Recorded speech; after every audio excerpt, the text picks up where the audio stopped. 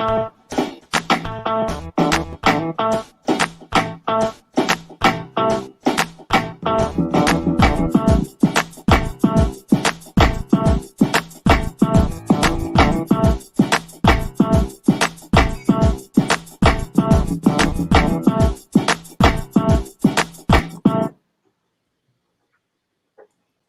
like we got caught up in the matrix there with that with the introduction. We did? Yes, however, yeah, it was that like it was playing twice on two different things. Oh yeah. Nevertheless, we are here. Okay. We are here. Good evening, one and all. Welcome to another edition of Caribbean Feedback. My name is Curtis Henry. I'll be your moderator this evening. Sitting in with us, we have some of our esteemed panelists and there she goes. We have Miss Karin Forrester from BantuKreations. Sam? Hey. Run the thing. BantuKreations. Run the thing. Oh yeah, run the thing. BantuKreations. All right, we're gonna run the thing right now.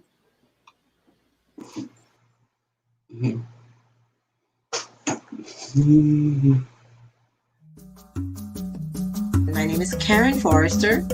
I represent BantuKreations. BantuKreations offers beautifully made, African-inspired, lightweight, handcrafted, one-of-a-kind earrings in wonderful shapes, shades, sizes, and colors. Please don't be scared of the large sizes. They're extremely lightweight earrings. BantuKreations can be found on IG and on Facebook as BantuKreations. That's BantuKreations with a K.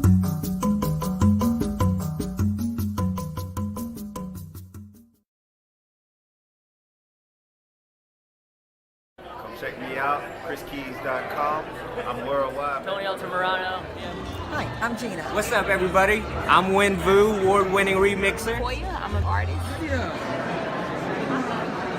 Hi, my name's Justina Bethel. Hi, I'm Mike Bowen from Denton, Texas. How you doing? This is Tom Cutt from Music by Tom Cutt. Check out Samuel E. Archer's book, Hybrid Executive. We are in the business, and here's how you can be a better business person because you're running your business.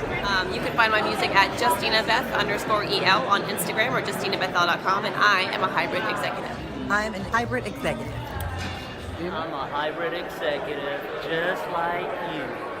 Follow me at Koya Music, and I'm also a hybrid executive. I'm worldwide, baby, but just know I'm a hybrid executive. That's all you need to know, baby. Get on up, B. Check out my music, MikeBowen.com. I'm a hybrid executive. I'm a hybrid executive.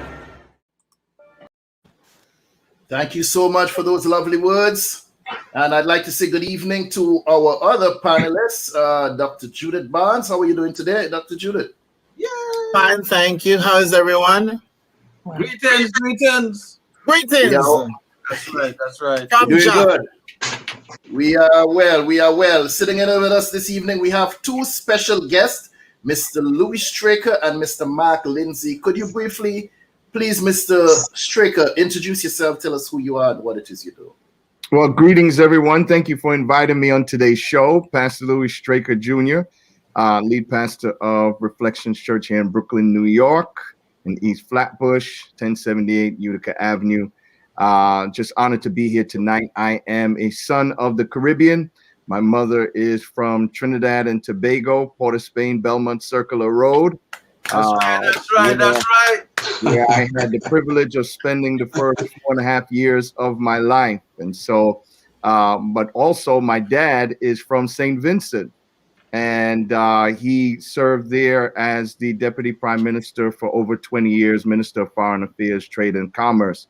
So I'm a proud Trinidadian and proud husband of 21 years, LaTanya Straker, and father of two beautiful boys, Louis and Landon. And so I'm honored to be here tonight.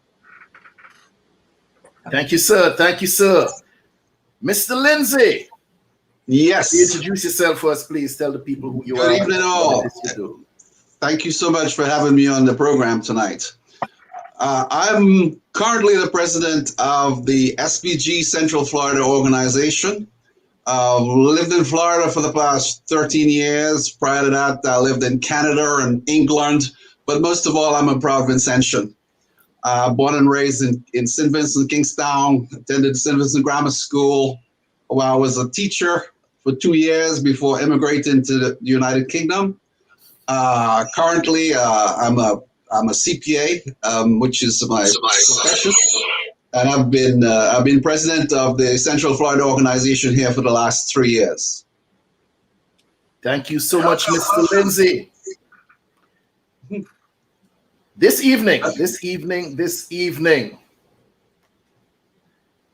am I my brother's keeper? I'd like for you all to think about that question for a second. Am I my brother's keeper? In January 1498, Cristobal Colon, also known as Christopher Columbus, stumbled across a group of islands we later came to know as St. Vincent and the Grenadines, which were later occupied and victimized by the French and later by the British. The history books taught us the same tales we continue to read about in their storybooks across the Caribbean, that the original inhabitants, the Caribs, annihilated the other indigenous tribe, the Arawaks, and wiped them out of existence, giving us the impression that we, the blacks, have no claim to the Americas, making us believe that our existence in this hemisphere started with the slave trade. I say thank God for the resilience of the Black Caribs or Garifunas. We were here. We are here. And to echo the words of Al Jarreau, we all in this thing together. Same ship, different stuff.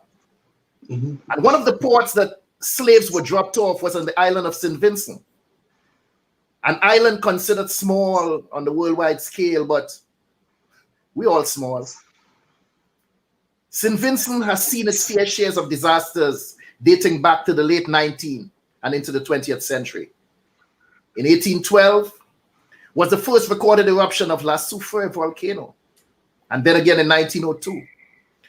This second eruption killed approximately 2,000 inhabitants of the island. And I'm hoping that our guest tonight can shed some more light on their beautiful nation, which is also the birthplace of my grandmother, Miss May Rogers. Please, Pastor Straker and Mark Lindsay, tell us about the most recent developments on the island of St. Vincent. Well, Brother Mark, I'll let you go first. Fair enough. Most of our information, we're getting it through the media. A lot of it's coming through Facebook, individuals posting live video of what's happening down there. Conversations, interviews with our Prime Minister, which are happening on a daily basis. Just to recap a little bit, as we know, the volcano erupted violently on the 9th of April. However, prior to that, I believe it was the 7th, we started evacuating folks from the red zone. We are very indebted to our volcanologist, our Vinci volcanologist, Dr. Richard Robertson, who made that call to evacuate, which was very timely because we got most of our people out of that red zone prior to the actual eruption on the 9th. We evacuated by road and sea. As far as we know, there are about 20,000 people displaced from that area. There are about 4,000 to 5,000 people in shelters. These are schools or churches. There are about 70 shelters in the southern part of the island. And this is where our relief effort is focused at this time, to try and get supplies to those folks. And also the other evacuees who are staying with families at the moment. So this is what our efforts have been focused on, trying to get supplies down there as soon as possible so that I guess folks can continue to live as normal as possible under these circumstances. The volcano continues to erupt. It's not over. And that's really the frustrating part of it, because we don't know exactly when this thing is going to end. So wait, you're telling us that That from the 9th. Today's what, the 20? Today's the 27th, yes. Today's the 27th. Yes, there have been sporadic eruptions since that time. I believe in the last week or so, things have been a bit more quiet, but there is no all clear at this time. So the evacuees are where they are. They're going to be there for the time being until, there is some kind of indication that things have stopped, but we're not there yet. That is my understanding, our understanding of where we stand right now. Brother Strick, I don't know what your information tells you. Well, thank you so much, Mark. You gave a lot of the insight as to where we are on the island. As I stated, my parents are living there. My dad is retired there. My mother's there as well. And so they are in the southern part of the island in Layu. They're in the green zone. And so I've been getting a lot of information from them as well, in contact with the government and also the consul general here in New York, Howie Prince. And so what we've been hearing is that definitely, as Mark shared, approximately 20,000 people have been displaced from the north. But we have to thank God that we don't have any known fatalities, which is quite remarkable. And we do credit that to the volcanologists, my cousin Richie Robertson, and his staff and the hard work that they're doing. But it's just overwhelming to be displaced in the midst of a pandemic. Let's not forget what is happening globally, as in contrast with what's happening with the volcano eruptions. And so, as Mark has stated, these eruptions are quite unpredictable because no one knows how much gas is at the bottom trying to be released. And so the first major explosion produced a lot of ash, so much so that it reached neighboring islands such as Barbados, even greater than where my parents in Layu lived. And so depending on how the wind would blow, it can reach, many of the neighboring islands, and they can be affected as well. But just imagine having somewhat like 2-3 inches of snow on the ground, but looking at it like gray ash, and what the people have to breathe in, the respiratory issues that are magnified even with COVID. And so a lot of this is happening in the north. You've had agriculture wiped out. You've had homes destroyed. You've had livestock destroyed. And so because of the unpredictability of the volcano, not knowing if it would last several weeks, if it would last several months, which it can, it just magnifies the need for the country. This is not something that is going to just go away in a couple of weeks. And sometimes when we do relief efforts, people get excited the first 2-3 weekends. But when you look at the devastation that has happened here, it's going to take a long time before St. Vincent gets back up on his feet. And it's going to require people with the heart and the determination to continue with the efforts in bringing relief. There have been a number of Caribbean nations nearby that have been doing their part. Even the government of Venezuela, who is a close friend to St. Vincent, has been doing their part. And so we are really blessed by the diaspora and here in New York and Florida and Maryland that have been overwhelmingly giving their support, so much so that the prime minister has even gotten to the point where he's saying, hold off on the water. Let's get some of the other major items. But one of the things he has been stressing is that even greater than some of the supplies which they have the neighboring countries providing is the monetary contributions that they're looking to have right now, as it's going to take a Herculean effort to really get this country back under normalcy again due to the activity. So it is overwhelming, but if anyone could make it through this, I would say is the people of St. Vincent and the Grenadines. They are powerful, they are resilient, and I just know that God's hand is with them, and he'll definitely see them through. Could you all tell us what is the political landscape like in St. Vincent? Are they all uniting? I know sometimes tragedy make us come together. Are the politicians, everyone coming together for the overall good of the nation right now? I don't know if you want to jump in there on that, Louis, but I think what I would say about that is that I would reference it back to the pandemic.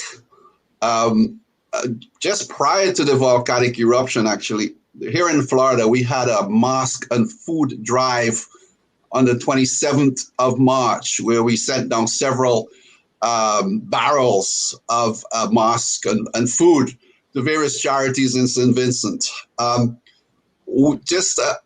We tend to ship our supplies to individual charities as opposed to a governmental body down there.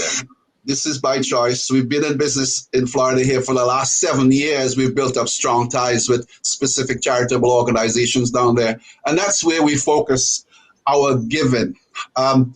With respect to the politics and the COVID, we try to stay out of that. I know that there was an issue with a number of people being vaccine resistant prior to this eruption. And that created some issues, and that I believe it was stated that in order to be evacuated at one time, you had to have a COVID injection and you had to be tested, and that created some issues down there. But I think by and large, I think the people are coming together because this is a national disaster many times over. So I don't know that there's a choice really, you know. That's my impression here. But generally, our organization stays far away from politics. It doesn't matter who is the prime minister or who is in government at any time. We work directly to try and get our supplies to the people on the ground who need it the most. I heard you mention Louis. The ash reaching how many other countries outside of St. Vincent of itself has been affected by this eruption? Well, I know that Barbados and St. Lucia, of course, the Grenadine Islands, and I'm not too sure about Grenada, but definitely St. Lucia, definitely Barbados has been affected. Barbados even more so. Just a quick word on the Barbados one to give you an indication of the extent. We're told that there's certain areas in Barbados at certain times where one had to use street lights and car lights in order to see during the middle of the day because that ash and fog, if you will, was so heavy. That's the extent of how bad it was in Barbados. So tell us, do you have a map to put up, Sam, where the epicenter of this volcano is compared to the nation? Well, it's in the northern region. You see that triangle at the top? That's La Soufrière. And so that's the epicenter. And depending on how the wind blows, it would determine on where the ash would fall.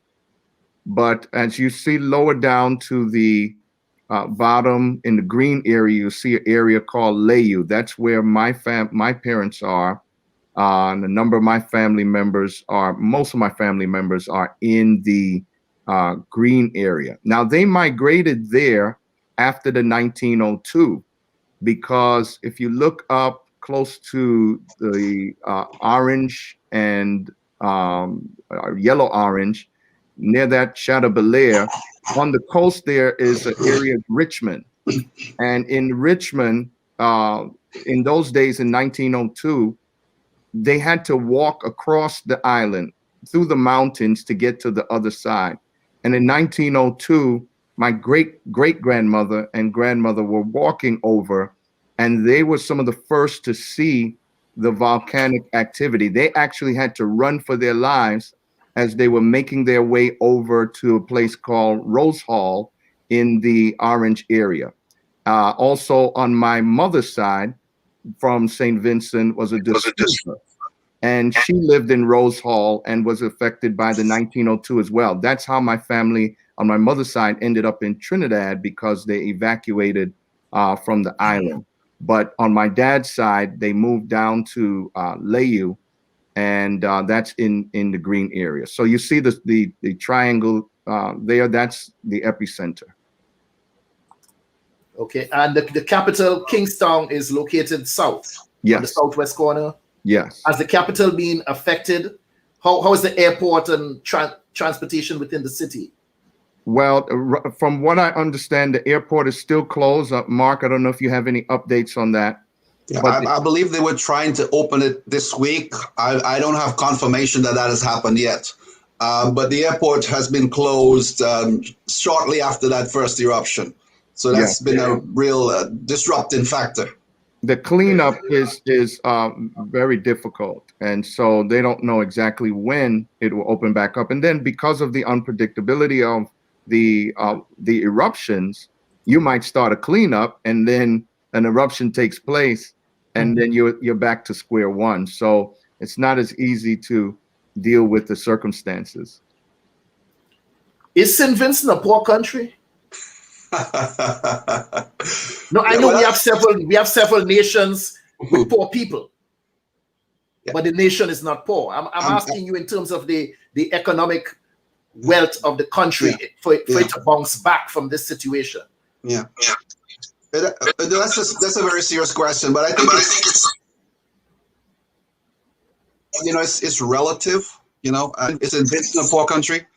I think if you look at it in terms of GDP on a global scale, then yes, it is.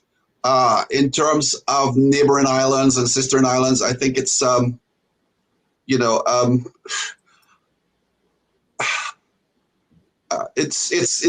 talk about it. Let's just talk about Windward Islands, for example. How do we compare? Say St. Lucia, Grenada, Dominica, St. Vincent. Those are the four Windward Islands. I think St. Vincent is probably somewhere in the middle of that pack. I don't know about GDPs exactly, but we're not the richest in that area, that's for sure. And our resources, our main income source, if you will, is tourism. So you could imagine what this has done to our island at this time. Yeah, tourism and the banana industry, it's really been wiped out. But at one point in time, St. Vincent was the poorest nation in the Windward Islands. Under the leadership of the current prime minister, they've kind of made some headway with some strategic alliances with Cuba, Venezuela, Taiwan, which has allowed them to have greater development. Of course, the international airport was huge for tourism and these things, but they're making their way, although this is really a situation that can set them back. And this is why I believe the prime minister is calling for financial support more than anything right now. So as we're grooving, I want folks to know that we have, in addition to what's running on the ticker, we also have other information where folks can support posted on the Caribbean Feedback page on Facebook. So if you go to Caribbean Feedback on Facebook, you're going to start seeing some posts there that you can start pulling some of the information and use and share with others so that we can support. Thank you. So tell us about the efforts that are underway and what can we as concerned citizens here in America and throughout the Caribbean. I'm pretty sure there are efforts there being conducted at this time, but what can we as concerned citizens here in America, in Florida, in Brooklyn, wherever we might be within the sound of this podcast, what can we do in the coming days and in the near future? Because like you said, it's a long time before the country comes up from under this mess. What can we do? What efforts are underway that we can help? Age before beauty again? All right, Louis. All right, Louis, I'll go with that one. We're here in Florida. 2 weeks ago, we had a food drive, a food and collection drive. We had a weekend of 2 weeks ago. It's gone so fast. Let me get my dates up. Yeah. So we had a food drive in Orlando, which turned out to be very, very successful. This is a volcano, we call it the Volcano Relief Disaster Drive on February 16th and 17th. We had this drive at at one of our sponsors called Swiftback. He is a Vincentian shipper throughout the Caribbean. I'll drop his name. His name is Ricky. My memory's going there. Ricky Drayton. He offered his facility for us to use as a drop-off center here in Orlando for that weekend. He's also sponsoring a lot of our shipment, half of our shipment. When I say it was overwhelming, we were initially thinking of shipping maybe a 20-foot container to St. Vincent. This has turned out to be a 40-foot container, which is actually going to ship out on Thursday of this week. We have done this in cooperation with our sister organization in South Florida, SPG, our South Florida organization. We are called SPG Central Florida Organization. We collaborated with them. And between us, we're going to fill a 40-foot container to ship to St. Vincent this Thursday. Today, I was packing barrels and packing pallets onto that truck to ship down to South Florida. In order to actually drop off stuff with us, I've sent a flyer out there, and hopefully you could run it on your Facebook page. We also have cash apps and Zelly apps where people could actually contribute to this relief effort. But let me just back up a little bit, because quite frankly, one of the things one has got to watch very carefully against during these kinds of events is that there are people who would try to exploit these situations for their own benefit. So just a little bit of a background on our organization. We were formed 7 years ago. And I don't know, I'm going to drop a name. You guys all look young, but you might not know it. This was started by Judge Albert Niles. And we are a 501c3 organization. So we're federally regulated. We are certified by the state of Florida to accept donations and solicit donations. You have to get research certified on a biannual basis. So we have all of that in place. And as I said, we've been dealing with charitable organizations in St. Vincent for 7 years now. We know the ones who give us transparency and feedback on the supplies that we send, and those are the ones that we're concentrating on. Going forwards, there are organizations who have stepped forward to partner with us. In particular, there is the Orlando Carnival, which is coming up at the end of May. You guys might want to monitor this. Bearing in mind that Orlando is one of those states which is wide open. It's as if COVID never came here. But but so far we're doing pretty well. You're telling me that Orlando Carnival is in full swing this year? It is, but there will be some precautions, right? There might be some masks and a little bit distancing, but Orlando Carnival is coming. I did send out a flyer to Sam, and I hope he got it.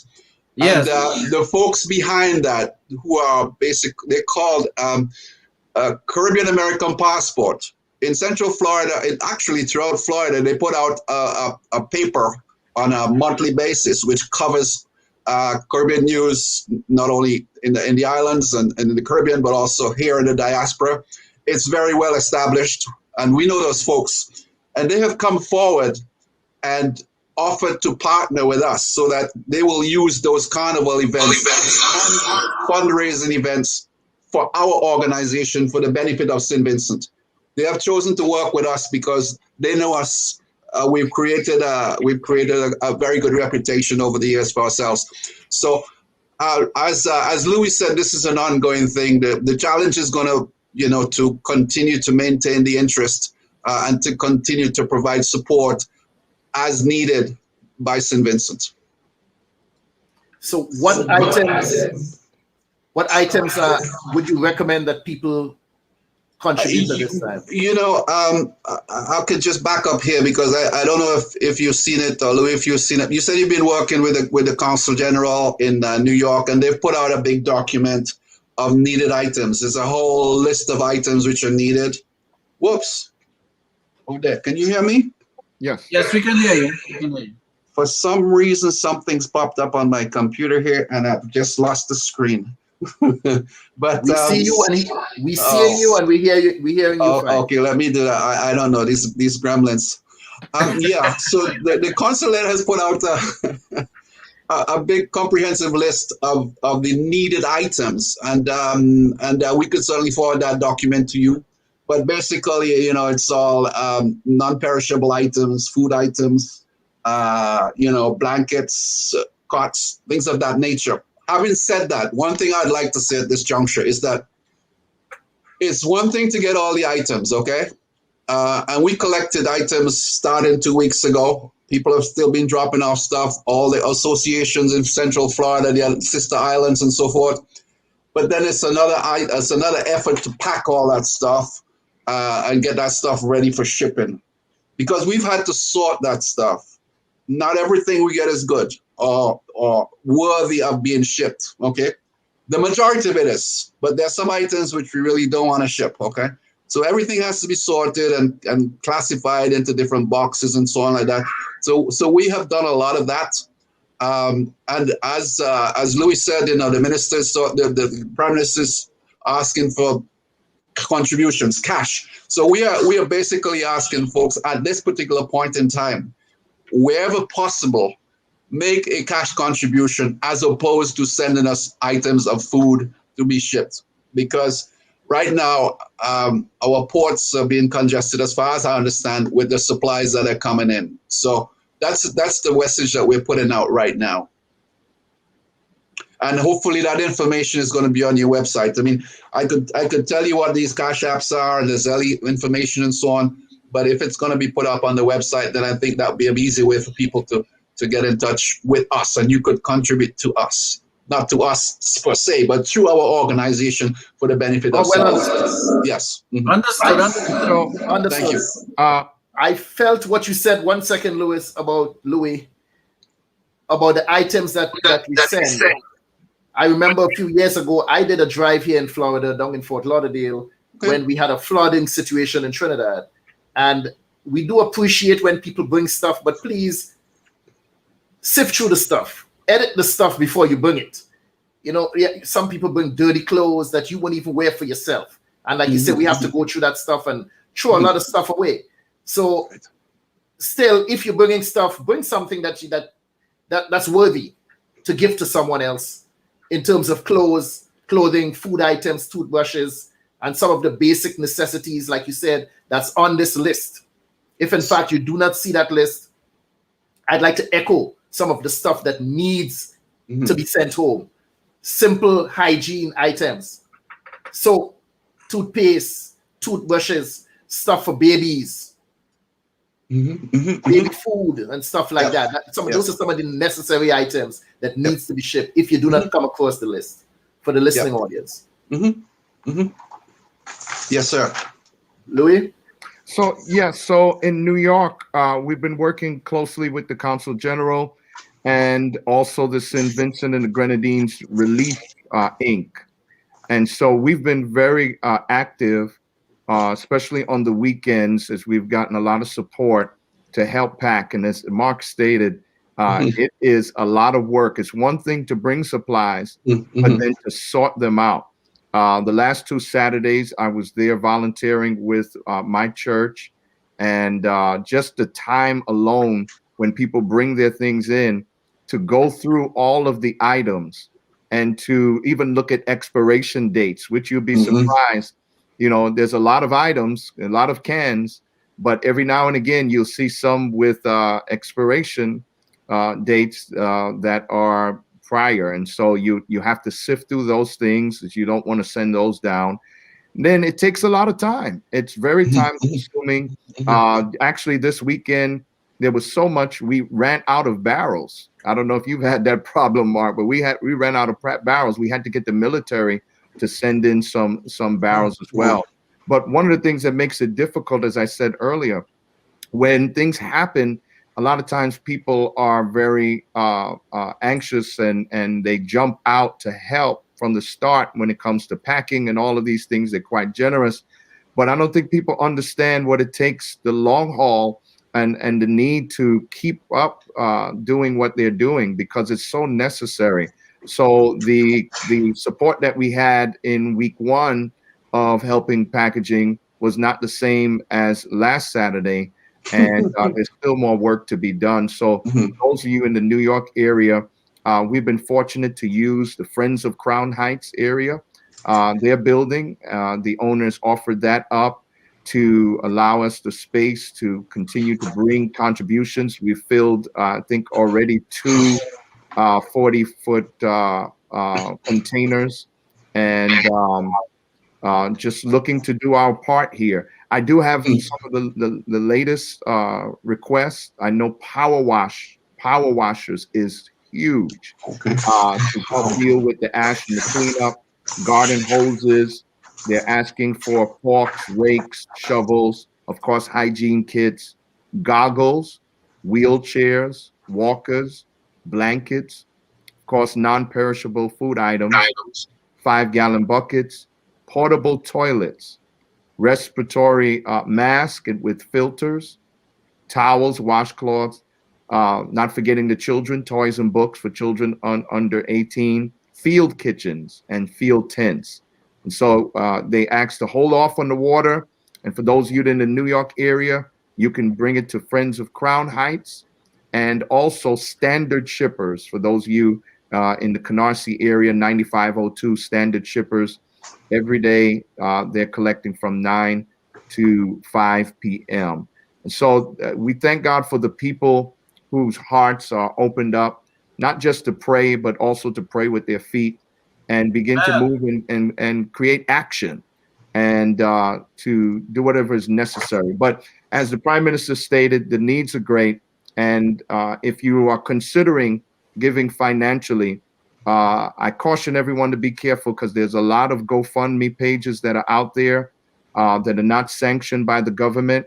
And so it's not that people are trying to scam, just that there is no control over it. And then we don't know exactly how much is going to or where it's going. So the government has set up an official page where contributions can be made to the government if you so choose. And that is helpstvincent.com, helpstvincent.com. And so you can give there. That goes directly to the government of St. Vincent and the Grenadines, unless you have organizations, as Brother Mark has stated, giving to other organizations there as well, and you have those connections. Just make sure that they're credible sources, because unfortunately there are situations like this where people do take advantage of other people's generosity. So we want to be careful with that as well. If I may just jump in on the tail end of that, Louis, I just wanted to add one thing to your list of items. We've been told that nebulizers are in much demand down there at this time. And in order to reach us online, if you go to our Facebook page, St. Vincent and the Grenadines Central Florida Organization, this is where we put out most of our current information. This is where you would find the necessary links in order to donate through us. This would give you information as to where to drop off material for shipping to St. Vincent. So go to St. Vincent and the Grenadines Central Florida Organization Facebook page. This is where we have all our updated information. And this is the easiest way to find out what's happening with us. We also have people in the DMV that are collecting the DMV volcano relief drive, and they have in Baltimore the Hyroon Lounge, and I think you also, I think I saw it on your screen, St. John's Episcopal. We had it before. I'm gonna bring it back. Okay. Mark And spoke about also, the cash app, so I threw that up. But yeah, right, and Bowie, Okay. Bowie, Maryland, 3803 Clearton Drive on Bowie, Maryland. And so there are a number of people that are doing their part, and it's just a blessing to see how people are just so giving and generous in this season. You've both mentioned. Go ahead, Karin. You've both mentioned the equipment need and so forth. What about you said that the presence of volunteers has diminished dramatically from week 1 to right now. So you also in need of volunteers? Yes, definitely. And I think a lot of it is a communication gap as well. When the relief effort started, flyers went out with certain dates on it. And I don't think people realized that the work still continued. And so I think there was a communication gap as well. And so I think some of these organizations need to keep on putting it out there that we do need the help. And I think they would definitely get it, because there's a lot of work that needs to be done. Has anyone reached out to any of the larger enterprises like Home Depot, Lowe's, Walmart for support? Yeah, we have done that on an ongoing basis here in our various drives because, like I said, we are a registered charitable organization. So we have tried to get support from those organizations from time to time, and also at this time. Normally with any of these large organizations, you have to go online and fill out an application, which is then vetted, and which often takes some time. I believe we might have some of those in process at this time, but to date, we have not received any significant contributions from any of those large organizations at this time. We are aware, I mean, most of the time, these contributions come through individuals who may work for these companies, and then internally they put things out on our behalf. And we expect to have something coming through that route, through one of our larger hospital systems down here. We're looking forward to receiving, a large supply of equipment from one of these hospital systems here on that basis. Yeah.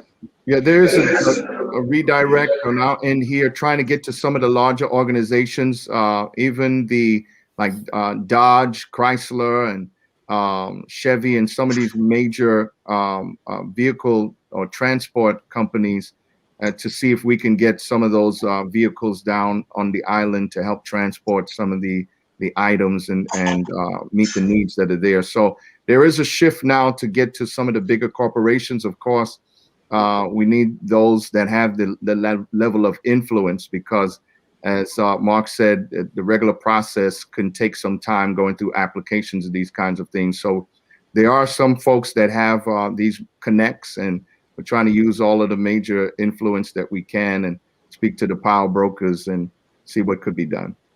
So how I just wanted to find out, what was the situation with in terms of school and students and things like that? What's happening with that on the island? Is it like everything is halted, or is there some sort of a alternate thing that's happening for that as well, for like the students there? Yeah, that's an interesting question. Mark, I don't know if you have any insight on that. I was going to throw that one to you, Louis. I mean, my understanding is that everything is on hold. It's survival mode, It's survival mode. I think it's probably too early to even think of having schools reopened at this point, I haven't asked that question specifically, but I can't visualize how that could really be happening. Although, I didn't know if it was open or closed or what happened. I just was wondering, okay, well, is there any sort of resemblance of anything, because then there's an issue with, I know the food aspect, like the crops and the local things, that's sort of like all of the shutdown. So I was just asking, not that school was open, I wasn't expecting anything like that, but I was just saying, what was sort of like, was there sort of a provision for that, or, but if there's nothing in that. Yeah, we haven't heard anything on that as yet, and that's a great question. I'm sure it'll be addressed soon, but right now they're pretty much in survival mode. Wow. Yeah. Dr. Judith? I had to step away for a little bit, so I'm not sure if this question was asked, but I'm curious about mental health. That's my field, and spiritual health, of course. Do either of you or both of you know of any kind of services in terms of mental health? I'm sure you're aware that when something like this happens, the psychological effects are enormous. I don't know about St. Vincent and the Grenadines, but I know that to some extent anyway, we tend to be folks that are of our color persuasion tend to not deal well with mental health services or even the desire to receive it. But in situations like this, is there any such thing planned? or anything already on the way in terms of mental health services for the residents? Personally, we are not aware of any special plans in place at this time. Like we said, I think it's still very much a question of physical survival. I think the counseling will be necessary, but it will come at a later stage, a later point in time, because people are concerned about things like drinking water, places to sleep, food on a daily basis. I don't know that the government has any counselors set up in any of these shelters to do that at this time. But I take your point completely that this is something that would absolutely be necessary, because this is a traumatic, life-changing event for so many people. Right. There's going to be a desperate need, but I think it's a little bit lower down on the priority list at the moment right now. And having said that, Vincentians are very resilient, and not to take it lightly in any way, but I think it's really about survival right now and a cleanup, if and when that's possible. Dr. Well, feel free to have take my name at any point that I can help in any way. I would like to be of service, however, by Zoom or whatever is necessary. If there's any way that I can help, I can put my information in the side there, and you can keep that in mind. I think that's an awesome question, Dr. Judith, because the mental health is something that we'll have to definitely look at. I mean, this is happening in the midst of a global pandemic. Right. Let's not forget that. Right. And also, God forbid that there is an active hurricane season, which is maybe 5 or 6 weeks away. So, I mean, there could be catastrophes of epic proportions, perfect storm happening all at the same time, and it will take a toll on the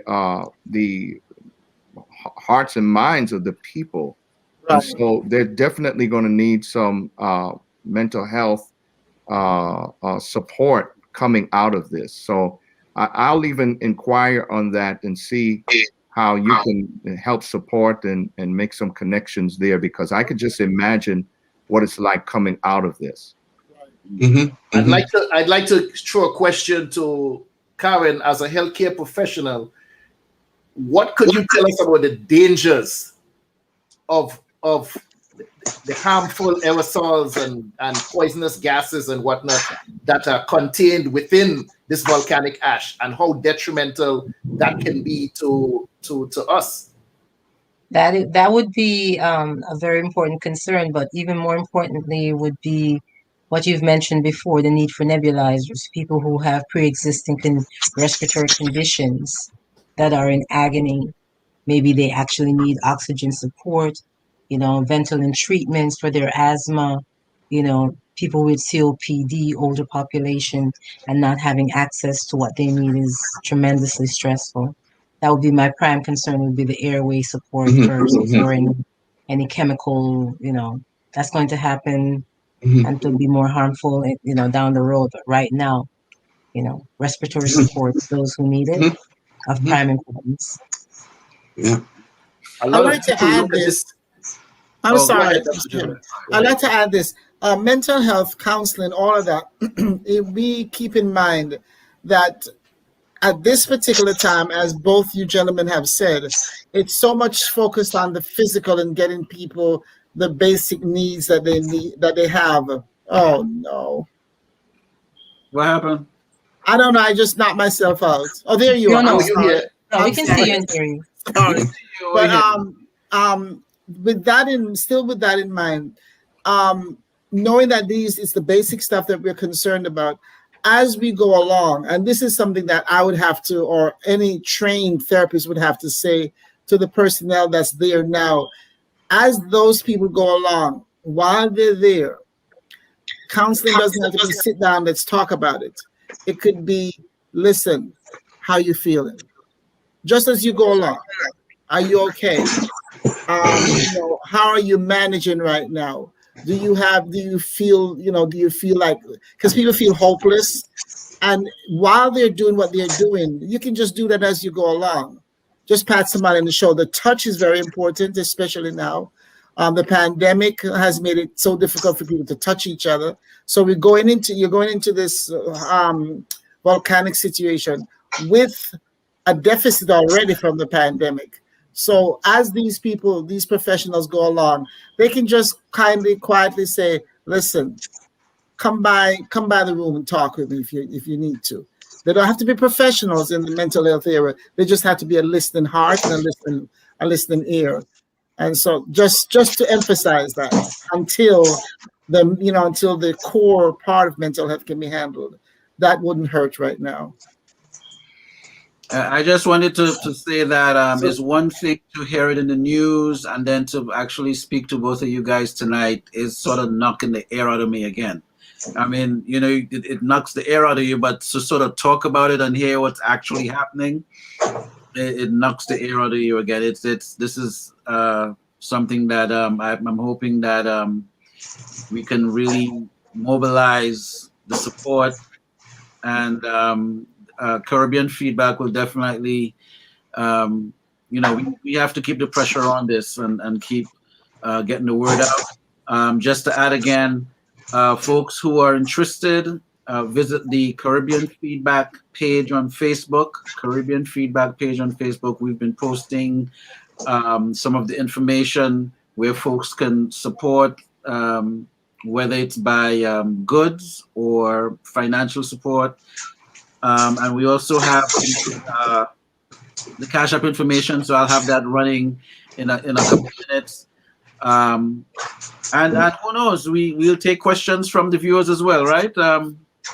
If there's anything. I'd like to acknowledge some of the people in the chat room right now. Sherry Ann Sylvester stated that the CXC exams are on the horizon, and there are students who are sitting that exam this year. If you are familiar with the situation back there, Mr. Straker, that's that examination that takes you on to higher education, taking you out of secondary school into the college level. And so many, or is that the common entrance level from No, CXC. CXC, okay, that's high school, yes. Yes, that's high school examination. So for them to prepare and miss this examination at this pivotal point in their lives, it can be such a detrimental thing. We also spoke about the evacuation, where some family in the city may not know that those from the country have evacuated the island, and not knowing that for maybe years to come, where their family members may be, especially when you have to leave your household and all of your personal items and stuff behind, when you have to get up and run. Mm-hmm. And people who go to other countries and may never return to St. Vincent. Mm-hmm. So how detrimental that can be to families being torn apart and not reconnecting for years to come. Wow. Well, that's definitely what happened on my mother's side with the D'Souza family. When they left in 1902, we lost really the connection of the family tree there. On how we're connected to, the family in St. Vincent. So I can just see how that can happen all over again. Although there have been a lot of people that have chosen not to leave the island. There have been a lot of people that have gone into the shelters or gone to other family members' homes in the green area on the south side of the island. So we didn't have a lot of people, maybe about I don't know, Mark, I don't know if you have those numbers, how many people actually left the mainland. But just thinking about going forward, however, though, given that many of them will not be able to return back to their places in the north, it may see some migration to other islands as well. And that can deteriorate the family tree and the connections that are there. Yeah, Louis, that's a very good point. At the current time, I don't believe there's any indication of a mass exodus or a mass desire to leave St. Vincent, because with the contingency plans, there was at one time 4 cruise ships in St. Vincent available to evacuate folks to the other islands. And our information is that the majority of people declined this option. Most people wanted to stay in St. Vincent at this time. Those cruise ships are no longer there because that evacuation process never took place. So right now, that is the status. Who knows what's going to happen going forward? I would suggest that it really depends on how our current government handles the recovery once we get there. Unfortunately, we're not there yet. We don't know exactly what's going to happen with this volcano, and that's really the scary part of it, is the uncertainty. But I think this could be a great opportunity for St. Vincent because our Prime Minister has those relationships which Louis talked about, and there will be, I think, an influx of support, financial support to St. Vincent, and as someone said, hopefully we could build back better, and that might be an opportunity for us, really. But we're just not there yet. We're still marking time. We still have to wait to see what happens with this volcano, and in the meantime, we've got to kind of keep our efforts going to keep the public interested in this disaster and continue to support as needed going forward. One of our listeners said, Lucy O'Brien, she said that St. Vincent was also battling dengue and COVID-19 prior to this eruption. So it seems to be the deck is it seemed to be stacking against the country right now. And they did remarkably well in containing COVID on that island. Did very well. But with everyone in the shelters together, social distancing not as strong as before, that is a concern that there'll be an uptick in COVID cases on the island. Mm-hmm. I'd like to say this, that no matter what we say, there's a spiritual element to the way I look at things and where I look at all of this. And I'm not directly involved because I don't have a family member or family members there. But anywhere anyone hurts, it affects me. That's how I look at life. So I cannot help but think and believe that out of this, something or some miraculous things could happen. I don't think anything of disaster ever happens with God's people where something good doesn't come from it. And so I have to keep that focus. And if I would be very, very, I would be just totally wrong if I didn't say that, because it's in my head, it's in my heart, and therefore I must speak it, because it's as a child of God, I have to say that no matter what happens, I will continue to believe. I heard about this last week, so I'll continue to believe that even in this pandemic, even in this disaster volcano, that something good or some things good will come out of it. And sometimes we live just kind of going along, and we don't really think about life. And I would say we don't think about life and where we're headed spiritually. We think about the possessions and the material things, which are of concern. They're important. But one of my brothers that lives in Jamaica, primarily lives in Jamaica, he said recently to me, if we don't learn anything from this pandemic, we have lost an opportunity to grow. And so I would say the same thing for the volcano. Whatever happens, prayerfully, families, individuals will learn something that would improve their lives. And that's the way I look at my life. That's the way I look at the world. So I just had to share that. No, definitely, Dr. Judith, that's a very powerful statement. As a pastor myself, I continue to remind people that God is always in control. And as you were speaking, the scripture in Romans 8:28 reminded me that God works everything out for the good of them who love him and are the called according to his purpose. And what may seem as dark times is his hand moving and shifting things for his glory. And so the pandemic has caused us to even reinvent the way we do church. Many of us were not on streaming platforms, and many of us thought we had to get on planes and do all kinds of stuff to get the gospel out. But now the gospel is at the tip of the finger. We have these social media platforms where things can go to areas of the world that get there faster than any plane, any boat, any car. And so while in one end it looks like there's a disaster, on the other end, things are working out. Our families are contemplating what is important. You know, when you think about life, and when you look at this volcano, you think about life even greater. You think about what's really important to you. And sometimes we need redirection. Sometimes we need to look at things. It was stated earlier about the political landscape of the country, quite partisan.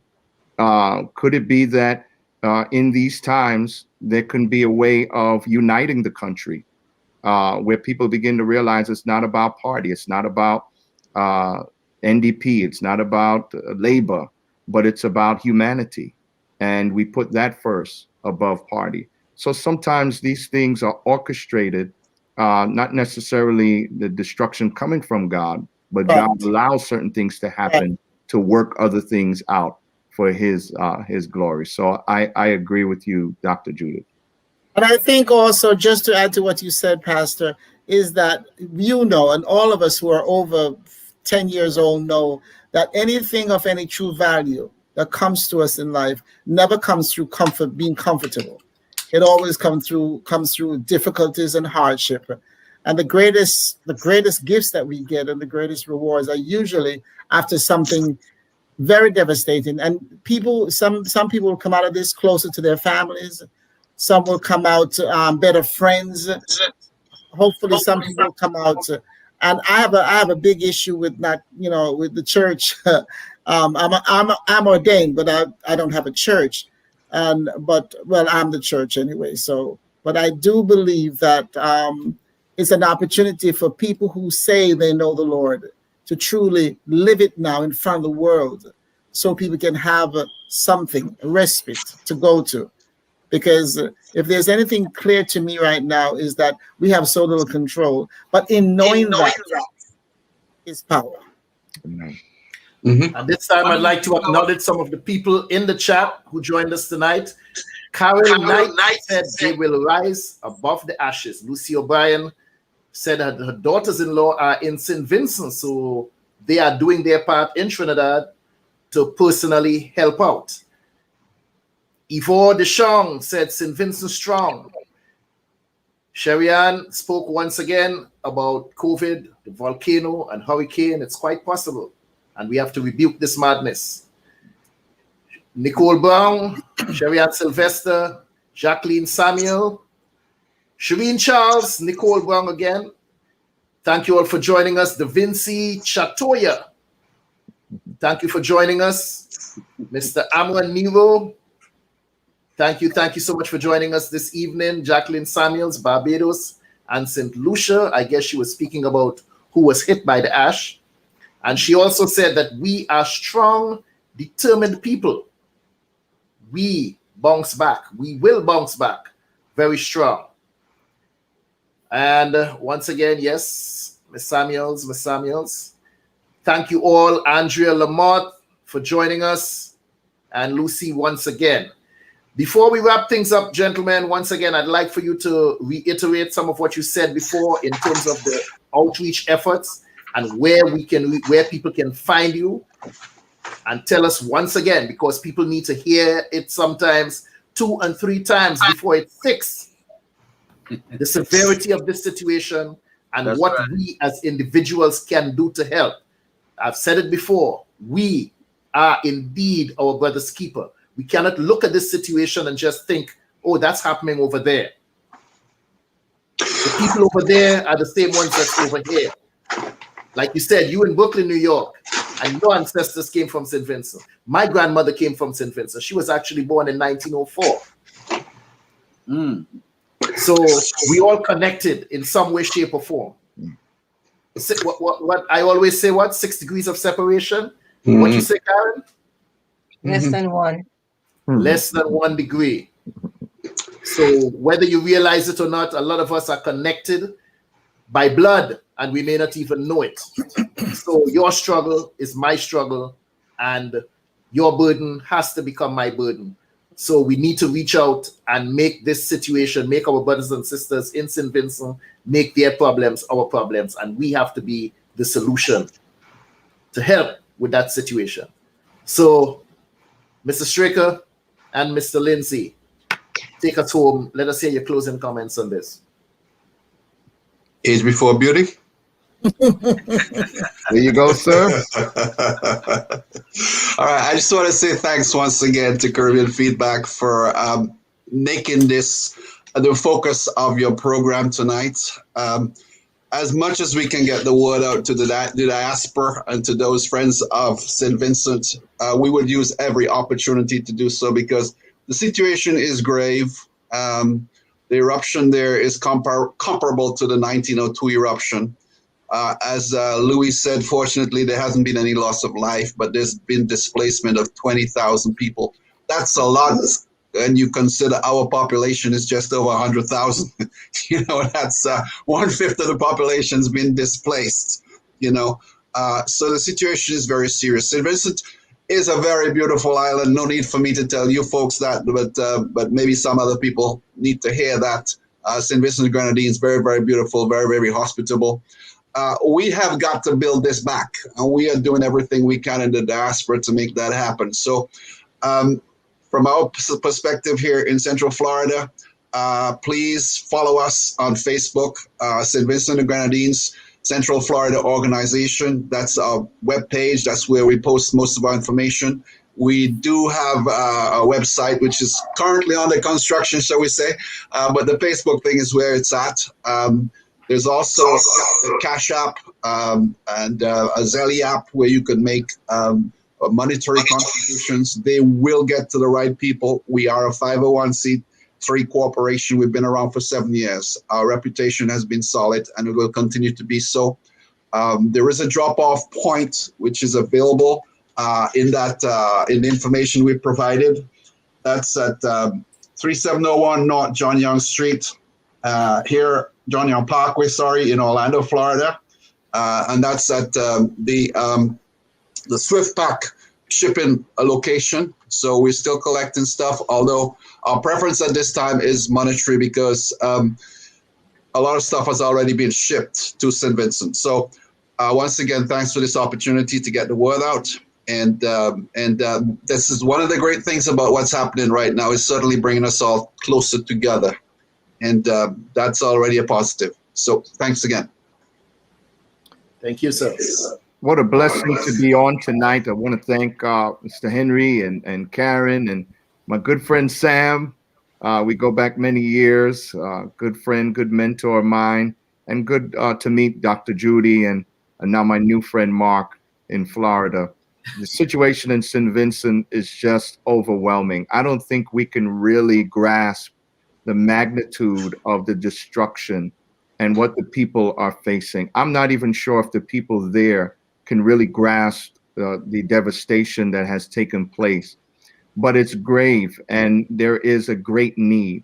And so we are encouraged by the people throughout the diaspora that have been lending their hand in support, the people who have been giving of their means in order to support the relief efforts. And so we continue on to encourage people. This is not going to be over in just a couple of weeks.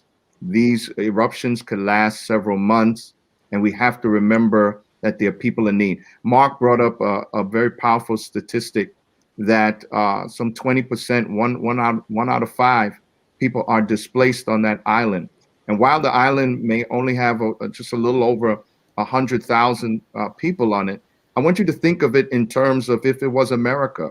You talk about 20% of America, you're looking at almost 70 million people that would be displaced. So when a country is feeling 20% of people displaced, it hurts.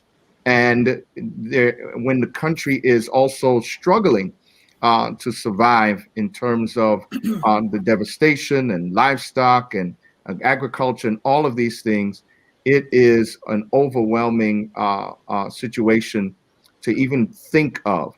And so I encourage people to continue on to support. We've listed some of the items. One of them that was brought out tonight, definitely the nebulizers due to the sulfur in the air and some of the damage that could be caused to the respiratory and the lungs. And When we think of just the cleanup alone, power washers definitely needed, garden hoses, forks, rakes, shovels, hygiene kits, all of these things. Let's remember our children. Let's remember the elderly. And let's do our part to help St. Vincent rebound. I'm working with the SVG Relief Fund. Friends of Crown Heights here in Brooklyn, New York is a drop-off center. Also Standard Shippers is another drop-off center. Whatever you can do. But as the government has stated, financial resources are needed, and that can be sent directly to the government if you like at helpstvincent.com, helpstvincent.com, and you can contribute there as well. My church is doing a contribution, and I thank God for the saints who have given. We've raised almost $10,000 already. And if you wanted to give via my church, you can text the word Reflections Give to 77977. Reflections Give, one word, to 77977. We'll make sure those resources get to the island. But again, thank you for tonight.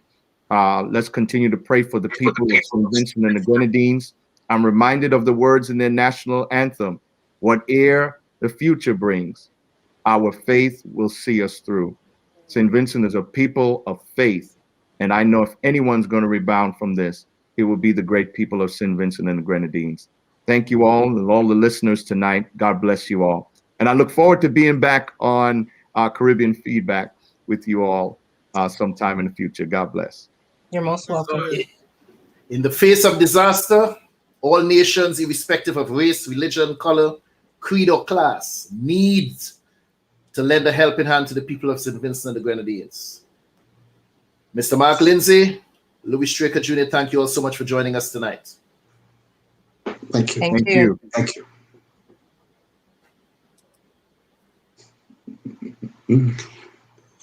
Sam?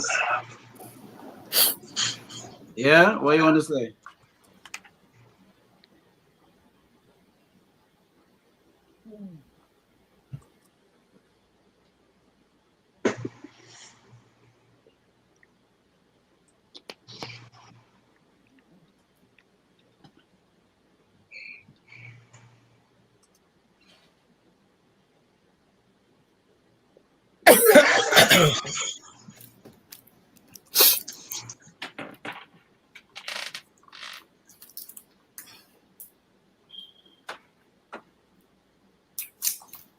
Hi, I'm Dr. Judith Barnes.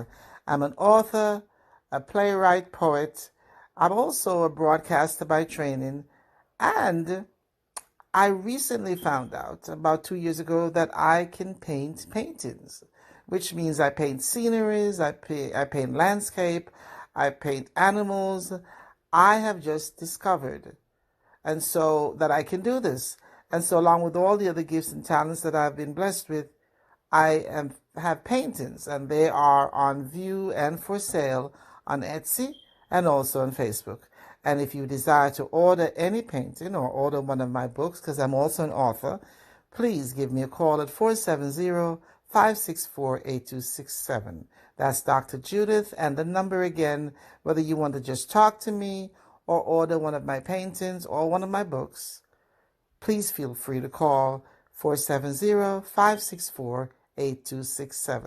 Thank you. Hello there and welcome. My name is Curtis Henry. Over the past few weeks, as we were putting the final pieces together to get the show on the road, some people asked, why do you need to showcase Caribbean people? Why Caribbean Chat? And I say, why not? Because we as Caribbean people have worked too hard, come too far, and suffered too long for us to continue taking a backseat.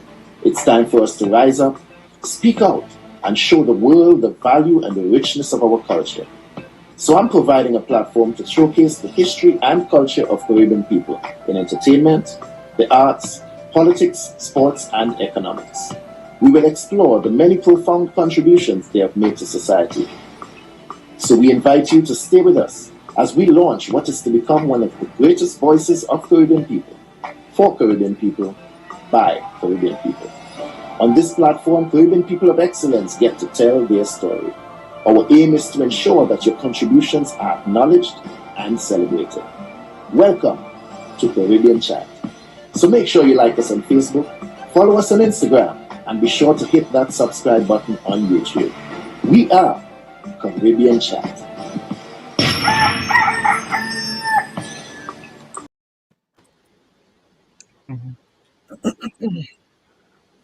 I am indeed my brother's keeper.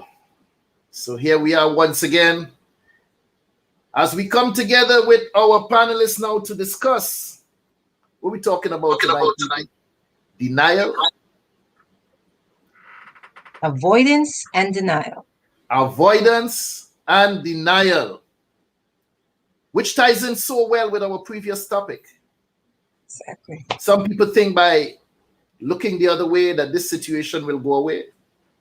By avoiding talking about it, you won't be confronted with it. You won't have to deal with the reality of the situation. And we use this approach so many times in life. Avoidance and denial. We avoid talking to family members. We avoid talking to spouses. We deny certain things going on in our relationships. We turn a blind eye. It's such a broad topic. It is. Dr. Judith, take the lead. I want to sit back tonight and learn something. Let me see if I can learn something from these women. You know, so that tick, right? You know, so that tick, right? Try. Okay, it is a very broad topic. But what I will do, first of all, I will do the professional way, which is very hard for me. No, just kidding.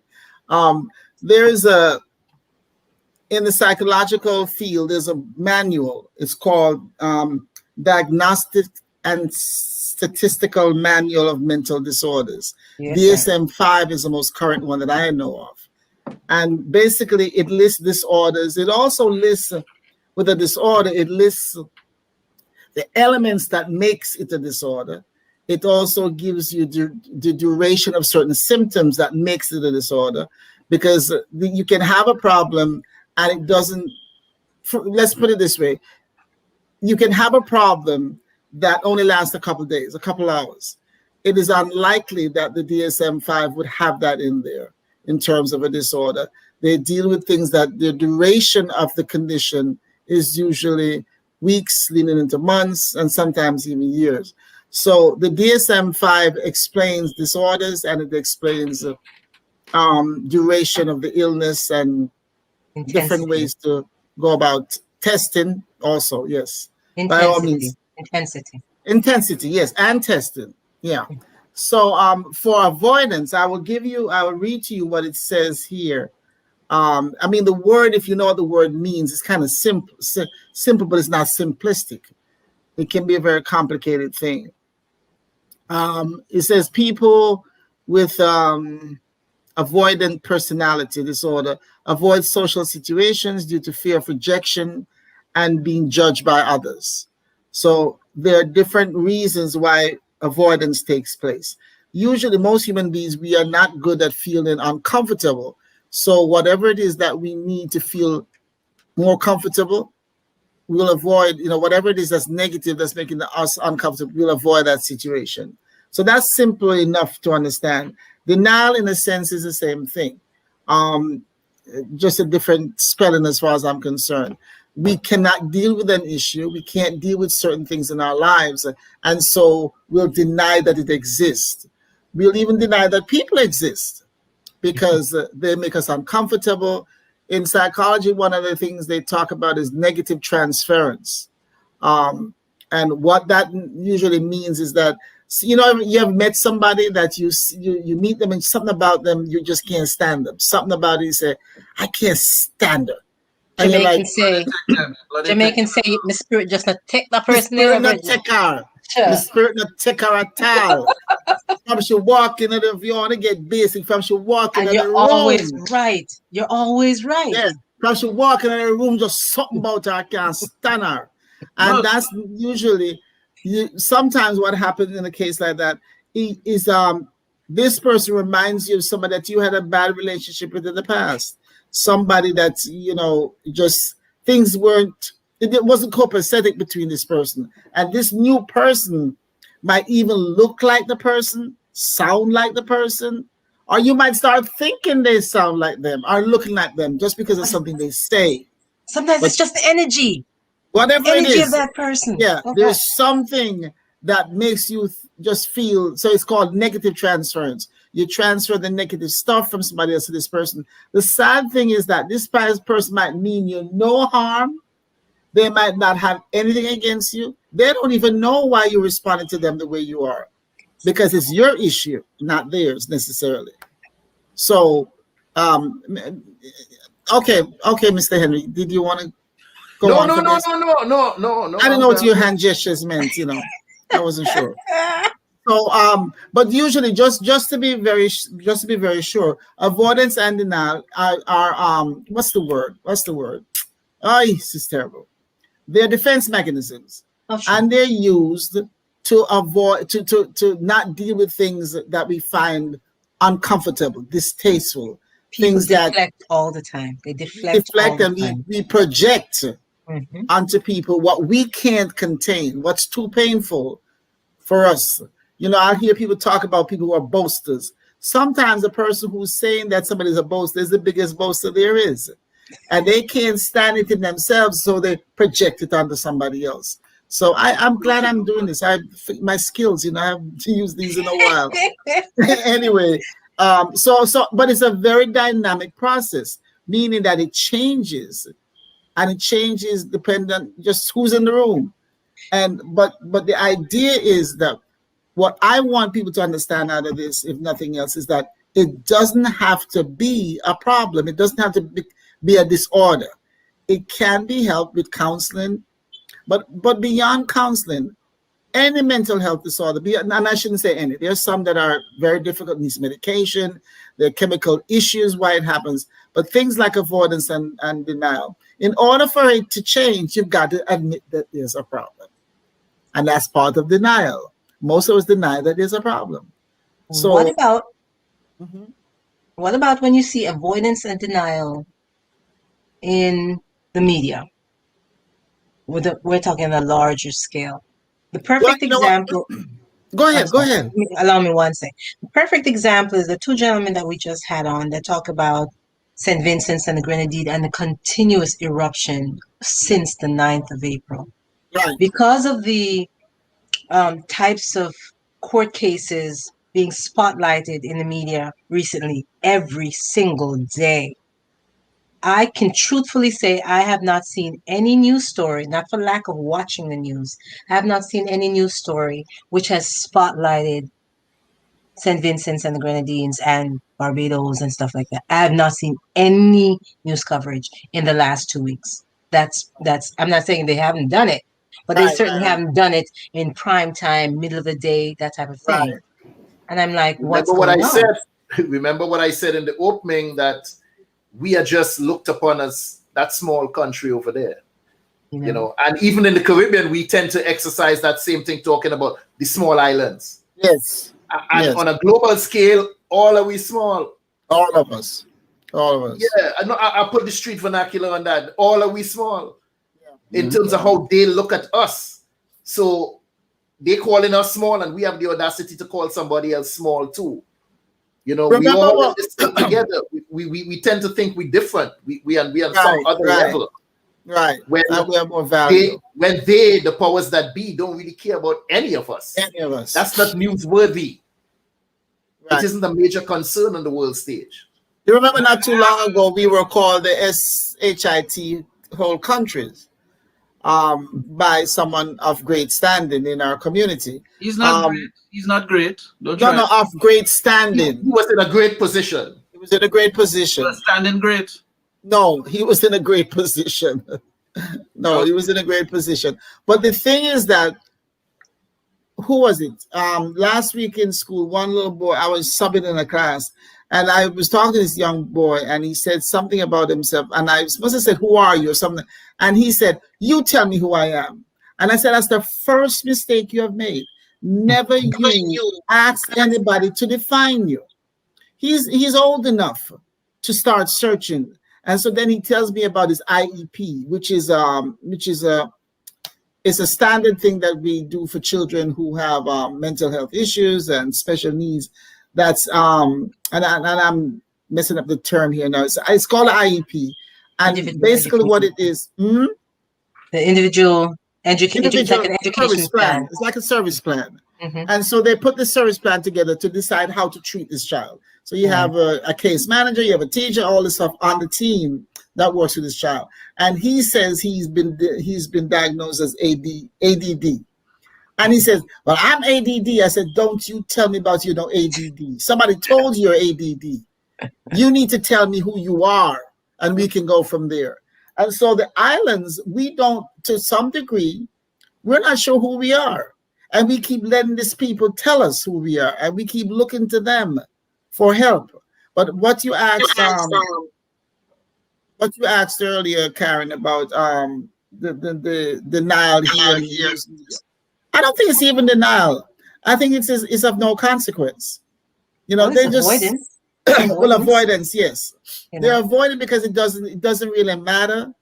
Now, it would take one person in the government or in the news media to say, but wait a minute, what about that island?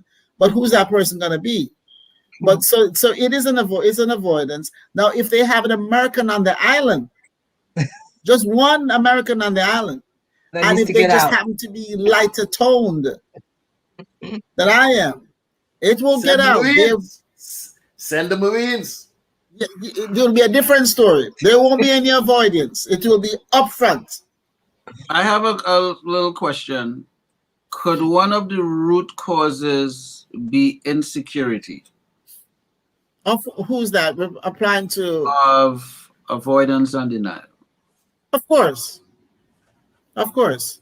If you're insecure about who you are, if you're insecure about where you're going, if you're this, and even more importantly, if you're insecure about where you came from, if you're insecure about the place that you played in your family, where you belong in your family, where you belong, where you going, all that stuff can make you, not can make you, but can kind of shift your thinking and your behavior into avoiding. I don't want anything that makes me feel like I used to feel when I was a child. And if I'm around people that brings out that feeling, I'm going to avoid them. There are people who don't like to go on the street, and they call that agoraphobic. What does it say again? Agoraphobia. Agoraphobia. So they stay away. They will not go on the street. They will avoid it. And some people go out at nights. They won't go out during the daytime. All this stuff, a lot of it comes from basic insecurity. But it can't be that simplistic. There are other things and other elements that feed into that. But remember something, whatever it is, whether it's avoidance or denial, it usually is something that develops over a period of time. Now, the reason why I asked that too is I was looking at a small documentary, and there was this person that grew up very under strict rule with the parents, very, very strict. And they were telling their story, and they were so eager to, when they became a teenager, to leave home. So they left home around 17, 18, around there, and left home. And then in the storyline, they said they left the frying pan and jumped into the fire because they were so eager to leave the house that they grabbed onto anyone that was able to, they were able to run with. And this was a young woman, by the way.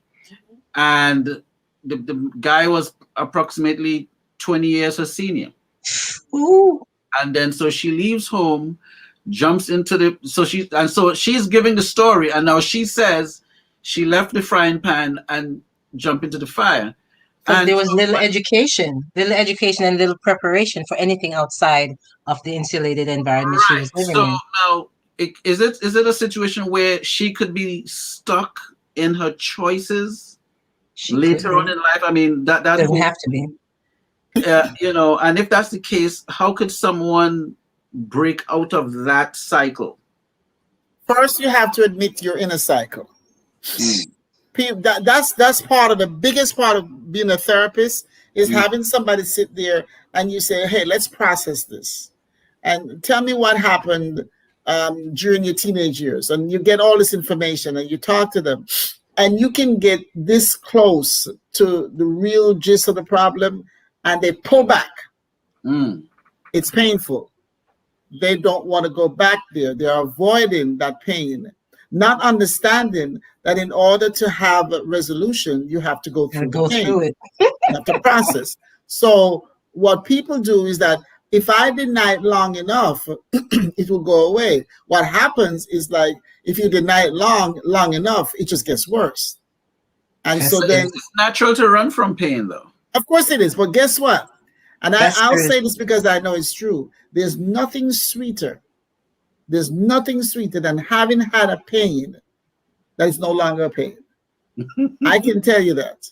And I'm telling you, psychologically and spiritually, I allow myself to go into things that I know is going to be painful. But I've come out on the other side so often better off that I allow it to happen. But it is a fearsome thing. The average, and I'll say the word average, the average person does not want to feel. That's why we have such a society that we have now. People don't want to feel any pain. But you don't think some of us are addicted to the pain, Dr. Judith?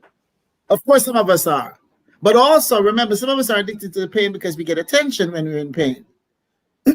See, when I say, oh, my head hurt, and I just, you want some Fenzik? No. Some people want a pity party. That's it. And they don't want the Fenzik because the headache might go away. If the headache goes away, then they will have the attention. So there are a lot of gains that people get from being avoided, from living in denial.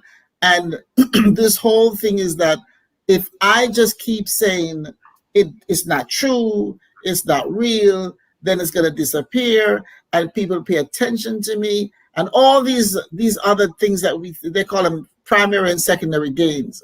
So all these gains that we think we get, in the long run, what they do, they enable us, because the goal is to be healthy. Who made the definition of healthy? Well, one of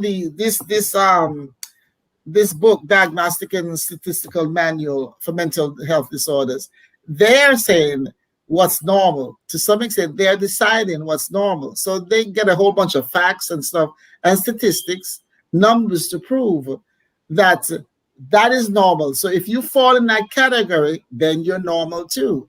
But we have to remember that some of the people that write these things ain't quite normal themselves, if you want to deal with the word normal. So, but what it is, the key thing is, and this is something that I say so often, until we can say, let's put it this way. If I hurt my ankle and I keep saying, it's all right, man. Soon go away, man. Soon go away. And I keep walking on the foot. Now it's a severe enough hurt. And I keep walking on the ankle. I put pressure on the ankle. Next thing it starts to them. No, man. So I'm going to pray over it. And I do all this stuff because people in religion use denial a lot. And they use avoidance a lot. They use religion to avoid responsibility, to avoid living a sensible life. So I can say that the foot is not a problem. And next time it's full of big so.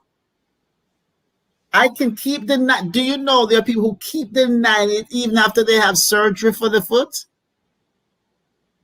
They can't deny it after they lose the foot and then the calf and messing. They can't deny it after that. At that point, listen, you better believe they can. Dysmorphia. You talk about dysmorphia when you look at your body and you can't. Listen, people can say anything. Body dysmorphia. Who? My leg, my foot fine, man. No problem. But there's no foot, ma'am. Ma'am, you have no foot. Practice, man. And you said that's They will severe. always find a reason. They will always find a reason outside of themselves to blame. Of course. Whatever it might be. Because what hurts us is the inside. So if we can get away, and that's a good point, if we can get away from the inside, I tell people being me is hard because I have to face me every day. I can't escape me. I mean, I have thought of doing it, but my thing is that I have to come full circle and come back to why bother. So every day, Judith has to face herself. And that's something I would love to be able to help people to learn. after a while, it becomes easier because not everything in you is bad. The reason that this category or this topic is so difficult is because it applies to so many things. Because in previous episodes we've done, you've mentioned avoidance and denial to apply to colorism and things like that, where people are not comfortable in their own skin, comfortable with their own race. You know what I mean? They are constantly trying to change, as you said, body dysmorphic disorder applies as well. Change everything to reflect what others will find acceptable. That's so I that's the fascinating part about this particular topic, but it is such a broad topic. Right. But also what Sam said, it is both of them, avoidance and denial. One of the main themes within them is self and self-esteem. And part of it is that this young boy told me to tell him who he is. I said, no, you tell me who you are. Because we are so dependent on people telling us who we are. And they could tell you any striking thing. And the next thing you know, you're trying to become what they told you. So you have to come to people with an understanding, at least an awareness of who you are, because they might tell you the wrong thing. And you start acting like, well, Judith, I think you're a horse. No, I admire horses, but I don't, I ain't got 4 legs. So I have to learn that I'm not a horse, because somebody might very well tell me I'm a horse. And then you see me down on my 4s and telling people I'm a horse, Karin told me I'm a horse. And I'm just Karin did not. Look at something I experienced or came to a realization with last week in my Toastmasters meeting. The question was asked, what are you looking forward to for your next birthday? And I said, first and foremost, I want to see it. But in terms of expecting gifts and all of these things, I don't. I tend not to celebrate my birthday. I tend not to look forward. And then in the process of answering the question, I answered truthfully, and it took me back to childhood, growing up in abject poverty, where we didn't have. There was always a lack of everything. So when holiday time come around, you're playing with a toy from last year or the year before, or you're playing with some toy that you made. And when birthday time come around, you learn not to expect anything because you know you wasn't getting anything. And I grew up with that. And even now, birthday, okay, yeah. Is it that I don't like celebrating birthdays? I don't know. Or am I in denial that it's because of so much hurt that it caused as a child, why it is today I'm just indifferent about the situation? Can be a combination of things. Can be a combination of things, but let me tell you what's interesting what you just said. It can be a combination of all those things, but it can also be attention seeking.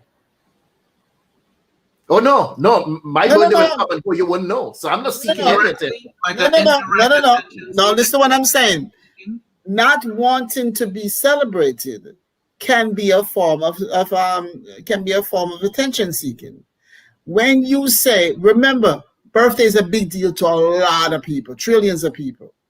And here you come. Oh no, I don't need that. I don't need to be celebrated.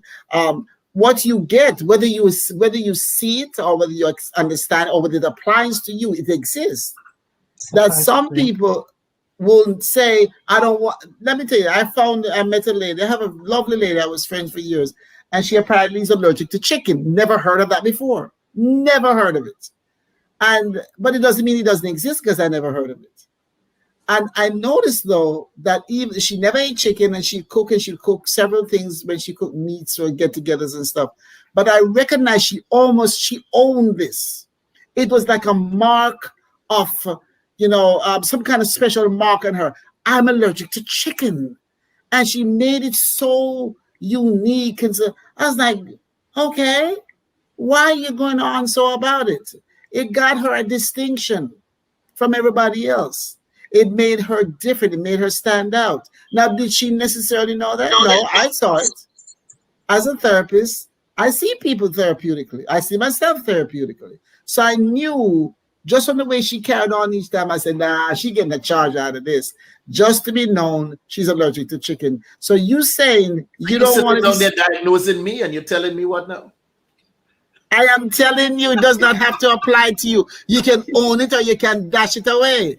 You don't have nothing to own. It's just, listen, I'm telling you, one way or the other, I just, at this point of my life, I don't care.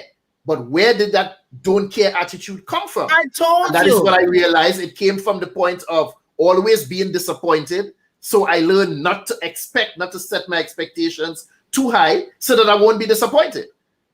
Okay. And it has come to that point now where it's just like, okay. So you, in a way, you conditioned yourself, not to expect anything. Yeah. But what I'm saying, conditioning yourself. I'm sorry, Dr. Oh. Dr. Judith, let me hear from Dr. Sam. Hold on. Finish what you're saying, Sam. Yeah, I was just saying what you're conditioning yourself to do may not necessarily be the real desire. Okay. You're just creating, you do the conditioning as a shell or as a protective shield. Like, okay, you know what? It could be celebrating anything. You know, it doesn't have to be a birthday. It could just be whatever it is that you just put up this shield or you put up this protective thing. Like, you know what? Yeah, I don't really worry about these things because, you know, maybe back then there was some kind of like how you're connecting to it. Well, okay, well, there was so many disappointments. So then this shield is created. And then now today, you know, so in a way, you're not really feeling it, but it doesn't mean that it's totally gone. It's just that, okay, you've learned to mask it. Insulate.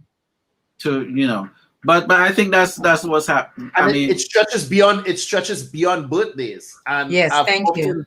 I've often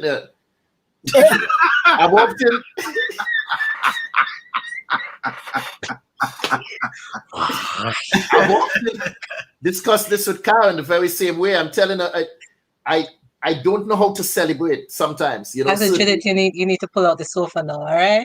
Because you don't want to on the sofa, man. Them too hard headed. Make him turn up. I gotta block her screen. Hold on.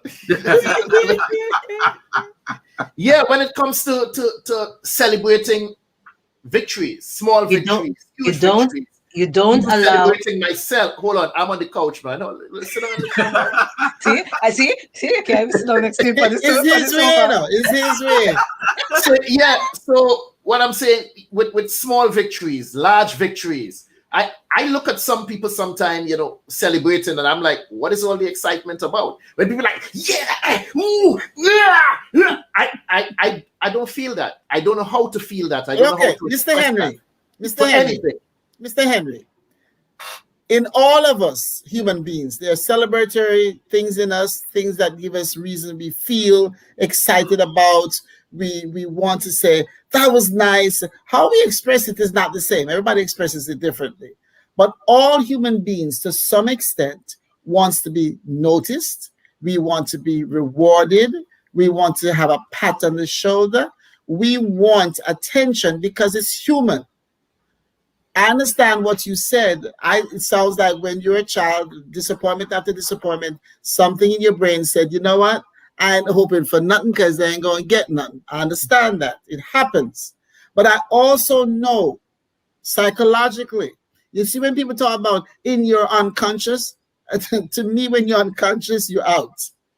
I'm talking about your subconscious. Not unconscious. No, people say, no, they use that word interchangeably all the time.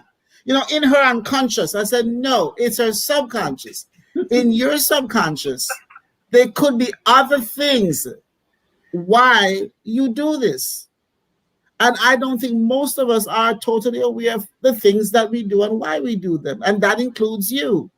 So maybe you started out because the dynamism of our brain and our mental health state, you might have started out thinking, I ain't gonna look for nothing. And somebody just wrote and said self-fulfilling prophecy. You say you're not gonna get nothing, and so you get nothing. Somebody just wrote that, and that's part of the deal too. But also what happens to us sometimes is we get so used to saying we don't expect anything and we don't want anything.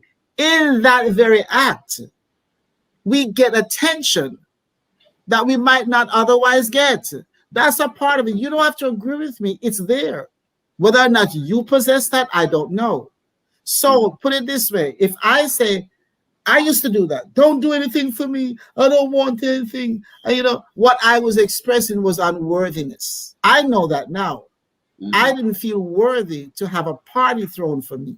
I didn't feel worthy for a lot of things. So I said, I truly didn't feel that I should get anything. But let me tell you something. Yeah, that's why I tell you I love Jesus. You see, when I read that I am worthy of getting good things, bring it on. Bring it on. I had to learn that it's okay to receive. So for years, nobody could buy me a gift. If they bought me something, I felt ashamed. I wanted to take it back. And why you do it? Now I don't go looking for anything. But if somebody wants to give me something, I'm willing to accept it because my perception of me changed. So I don't know. Yes, Sam. On the flip side, though, I didn't mean to cut you. On the flip side,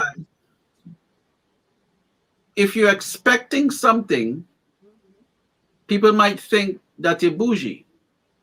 Yeah. Or that you know, on the woman's side you're a diva, on the man's side you're I forget what they call the particular men or the peculiar men. But it's sort of like, okay, well, is there a thin line there? Because if you don't act like you want it, it's given. If you act like you want it, you're too bougie. They're degrees. But the thing is, Sam, there's a balance in life. Most of us never attain it. Most of us as human beings never attain it. But there's a balance. If you have good self-concept, you look at the world very differently from somebody who does not have a good self-concept. And if you look at situations like, well, I don't think they're going to give me nothing. After a while, people just won't give you nothing because they that's what you expect from them. That's what you said. Plant that seed by exactly. You plant the seed, and people don't want to give you anything anyway. Most people don't want to give you a blouse and a skirt, so they're glad when you say that. So, what I was going to say too, you know, as you saying all of this, I reflect to when I was a teenager, and one of the things that happened with me naturally is that I was considered wild. And wild, not meaning wild like you're running through the bush and you're swinging like Tarzan, not that kind of wild.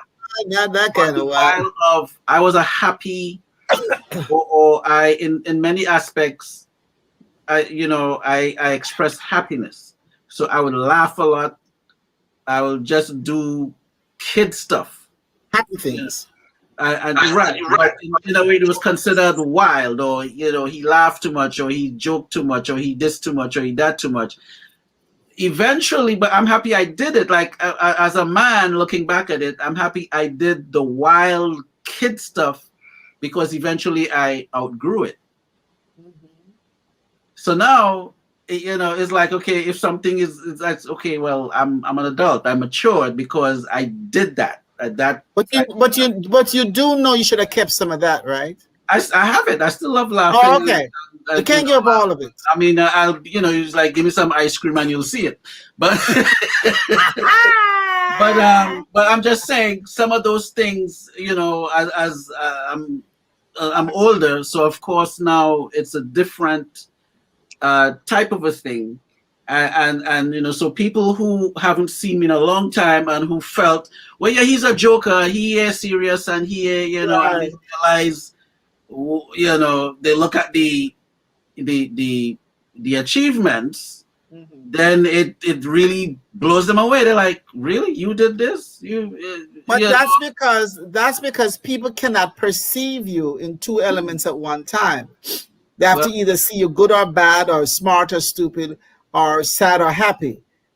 Most people do not realize that we have dimensions to us, and we can have all these emotions and still be steady and hardworking and whatever. So, Mr. Henry, sorry, Sam, Mr. Henry, I'm not taking what you said away from you. Okay, it's yours, and you can keep. So could I set up an appointment to come lay on your lap? I mean your sofa. You see, that's what they call a Freudian slip.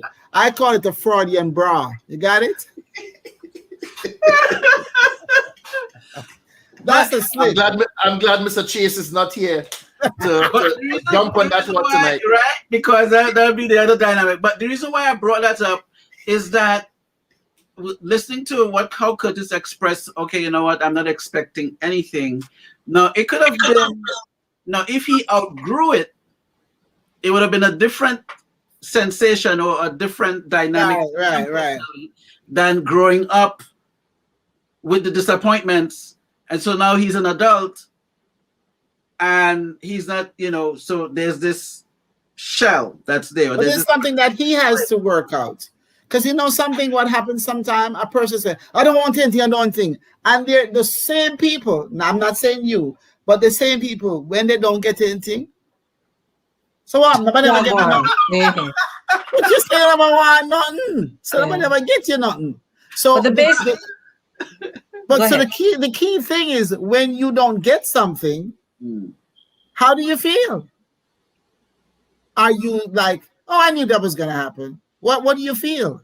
No, at this point, it like you say, that shell, that wall up there, not bother me because I'm not looking forward to anything. I'm not looking.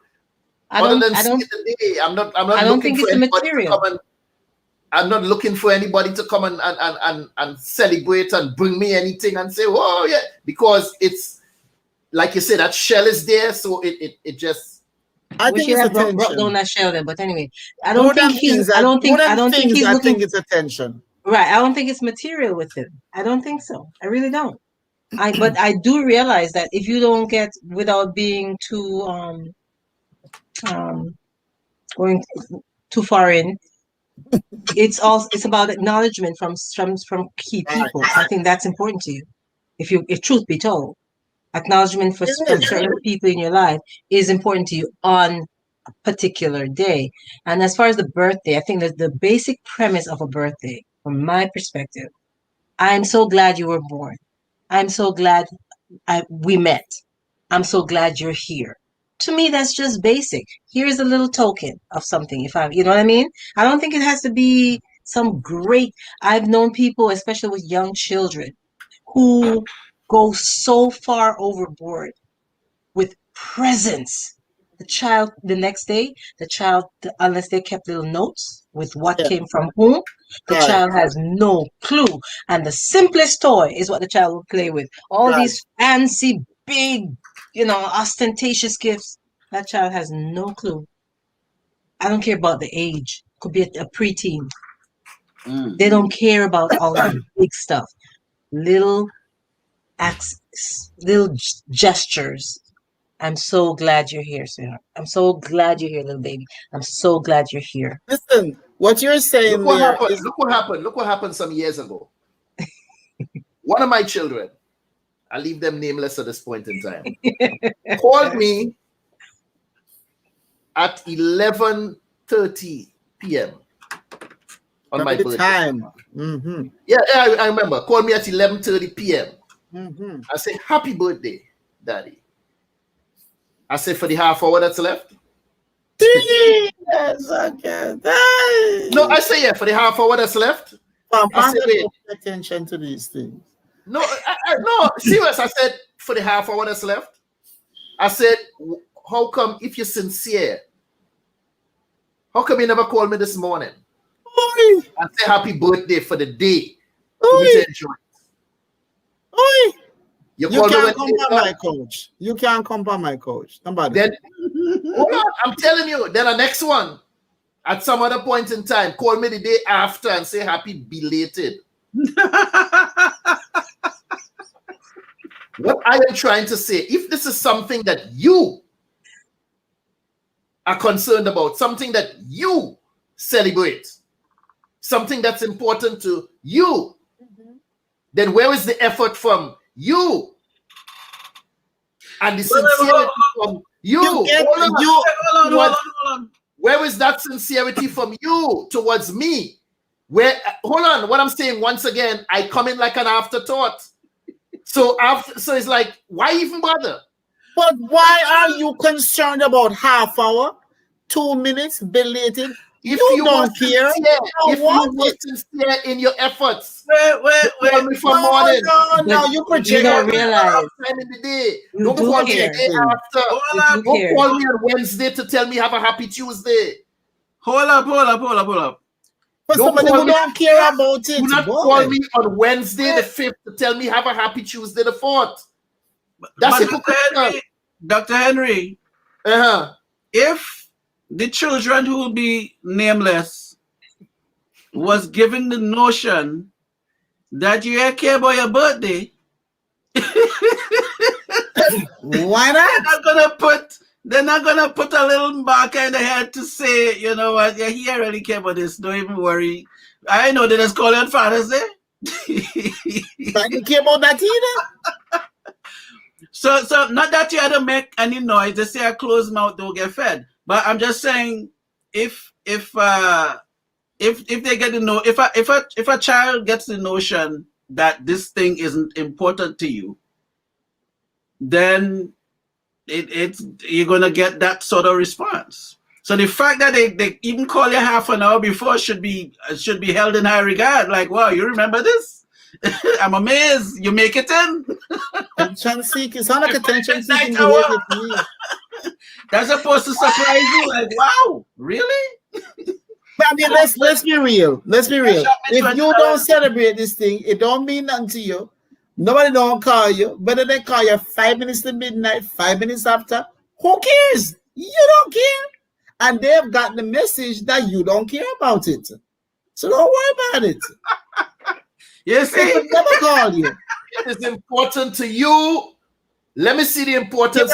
You hear a Carl Knight say you should have just appreciated the call because you never wanted it anyway. If it's important to you, you say birthdays are important. That's why you got the call. But it's 10 minutes after. That's why you got the call. But you see, she just said, Carl Knight just said it best. Just appreciate the call. You don't care about birthday. Importance. Just appreciate the call. Supposed to be important. That's actually that metal they not bend and it not breaking the wrist. Oh, I don't want to live on my coach me harass myself. When? Don't say you lie.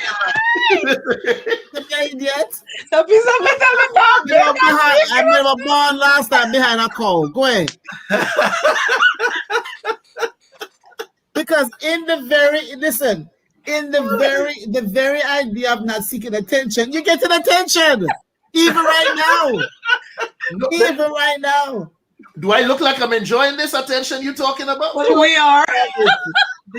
I'm sure the child was confused. I'm sure the child was confused. The child called it before midnight. Right. And the child was hang up the phone like, what's wrong with this man, boy? Oh, half an hour before my birthday that I don't celebrate, that I don't care about, you call me?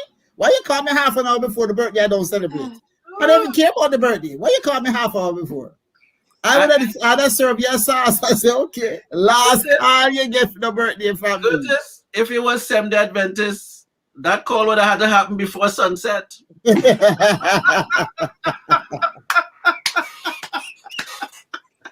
Curtis is a master of sleight of Curtis is a master of sleight of hand. Sincerity in that. Otherwise, so what now? The master sleight of hand, right? Listen. If it is supposed to be important, and I am supposed to be important, there's the key. Let's show that it's there's the key. There's a little narcissism in there. I don't deal with hypocrisy. That's not hypocrisy. Because the very same way. It doesn't matter when. It doesn't matter when. God, I know it's important to you. And I call you. Because that's the key right there. I reach out and I do it. You keep going back. I got you. I got you, Star. You keep going back to the gist of the issue. The gist of the issue is that you like to be considered important.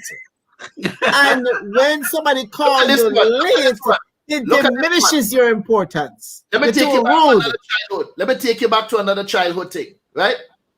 We don't have time for all the trauma. You have to pay somebody for this. Hold on. My father, right? Let me say it was a week in advance, and he said, Christmas was the Sunday. He said, I'm coming Saturday to carry you in town to buy your toys for Christmas Eve day. I'm buying you whatever you want. As a child, I say, yes, I know what I wanted. The one where you call it scale electric set. The one where you put the track pieces together and you make it in the shape and you put the car on it and the battery and it run around the track and it go up the thing and come. Yeah, that's what I wanted. The man said, I will get you whatever you want. All right. Saturday are coming for you. Mercy. My grandmother wake me up from about 5 in the morning. Hallelujah. And we get dressed and we sit down and we wait. Now, mind you, at this point of time in Trinidad, stores close half day on a Saturday. Yeah, watch the clock. The man show up. Yeah. We sit down there, we watching the time. All three of us. Me and my two brothers, and we sit there, we watching the time, and we watching the time, and we watching the time. And nervous sitting in. He did show up. And he picked us up. And we reach in town. By the time we get in town, you're talking about maybe 10 minutes before the store closes. And we walk in the store, and as I walked into the store, what do you think I see standing in front of me? What's your A big display of the train set. And I said, yes, this is what I want. And he pulled me and he said, no, come over here. And he buy me a little police car. So the same police car I had the year before, and the year before, and the year before that. Want to mold your character. You don't want to make your train. I almost cussed. Look. Oh yeah, it did mold my character, right? It did mold my character. So that little car is what I came home with. When you set me up that I am going to get whatever I want. But instead, you get me whatever you wanted. Whatever he could afford. No, but then don't do that. You don't do that to a child. You don't do that to a child. No, you don't do that to anybody. It's wrong. All right. My point is, after that, that car didn't last 3 days. Mash it up. You know why? Because I had about 3 of them laying around that were beyond the state of repair. You understand? So that one joined the junk pile in about 3 days. But I'm gonna tell you one thing now. Was there a takeaway lesson as you're older now and you look back? That's what I want to deal with. The takeaway lesson is don't lie to children and don't set them up with those kind of promises. But that's not all you should get out of it. That's not all you should get out of it. Okay, wait, hold on. Wait, you're telling me what I should get? The man I'm telling you what you should get. If you want to be a fully functioning human being, I'm telling you what you should have gotten. By now. We're beating up the desk for the desk. By now. Not at that age, but by now, you should have gotten something out of that. But I tell you what I get out of it. Let go of that foolishness. Dr. Judith says, stop it. No. The lesson was not to be that type of father. That was the lesson for me. Okay, that's a good lesson. But what else? Tell me that's not what I'm supposed to get. What else have you gotten out of it? How much less you asking me? What else have you gotten out of it? Because it sounds like what you got out was some bitterness. I don't want to. What else did you get but the bitterness? What didn't I just answer that? No. Okay, I think he got the feeling of expectation. So like whatever the feeling of expectation was, you got that feeling. He killed it. You know what? If I'm expecting something, I know that this is the feeling. Oh no, I had great expectation whenever I was expecting a baby. Oh, that was a good feeling. Because you played a part in it. You could trust that. Oh yes. Yeah, because you had a part in it. Exactly. What he did to you, you had no part in it. But you gotta let that go. Because I'm gonna tell you something. You're gonna lose a lot. You probably have already. You're gonna lose a lot of good stuff in life. If you keep having that crap in your brain back there, it pulls at you. And I tell you what it does. It sends messages to the people around you. And it pulls people away from you. Because what you expect on the inside is there. Your language reflects it. Your behavior reflects it. And you lose people who would want to stick around with you because you expect nothing. Bottom line. Let me tell you something. I expect everything of God. I don't expect anything of human beings. But I'm not bitter about it. I'm not lost. I'm not, oh my God, people. No. That's not how. What I'm saying is that we have to get to the place where we do not deny what we're feeling about life and ourselves and other people, and we don't avoid situations that makes us exercise some degree of trust in people. You avoid that thinking you're protecting yourself. That avoidance is actually injuring you, and you're not even fully aware of it. But without a couch, I'm telling you, straight up. So is he worthy to be on the couch now? Listen, every one of us is worthy to be on the couch. Okay. But sometimes some of us get on the couch and we start snooze. And we start denying why we're really on the couch. And then we start saying, "No, hold my hand, hold my hand." I said, "No, you're not on the couch, I'm going to hold your hand." Just rub my knee, no, I'm not on the couch, me rub your knee. You're here for work to be done. Because no matter what any of us says, the things that we have the biggest problem with is the things that we usually get the most attention out of, and sometimes the greatest fun. The things that we call a problem, we get something out of it, or else we wouldn't keep doing it. They say the sign of madness is keep doing the same thing over and over again, looking for different results. So the thing is that if I were your child and the way I thought as a little girl, I wouldn't call you for your birthday. I wouldn't call you at all. Because you see, you don't want no big deal. So their fault to call you. I wouldn't call you about a blouse or skirt. Because you say you don't want it. Are you also saying give people things they don't want? Are you also saying that someone, no, I don't want to, just totally think it at him. It don't matter. He's a picture of many people. Poor thing. They're jamming it tonight, boy. But I said poor thing.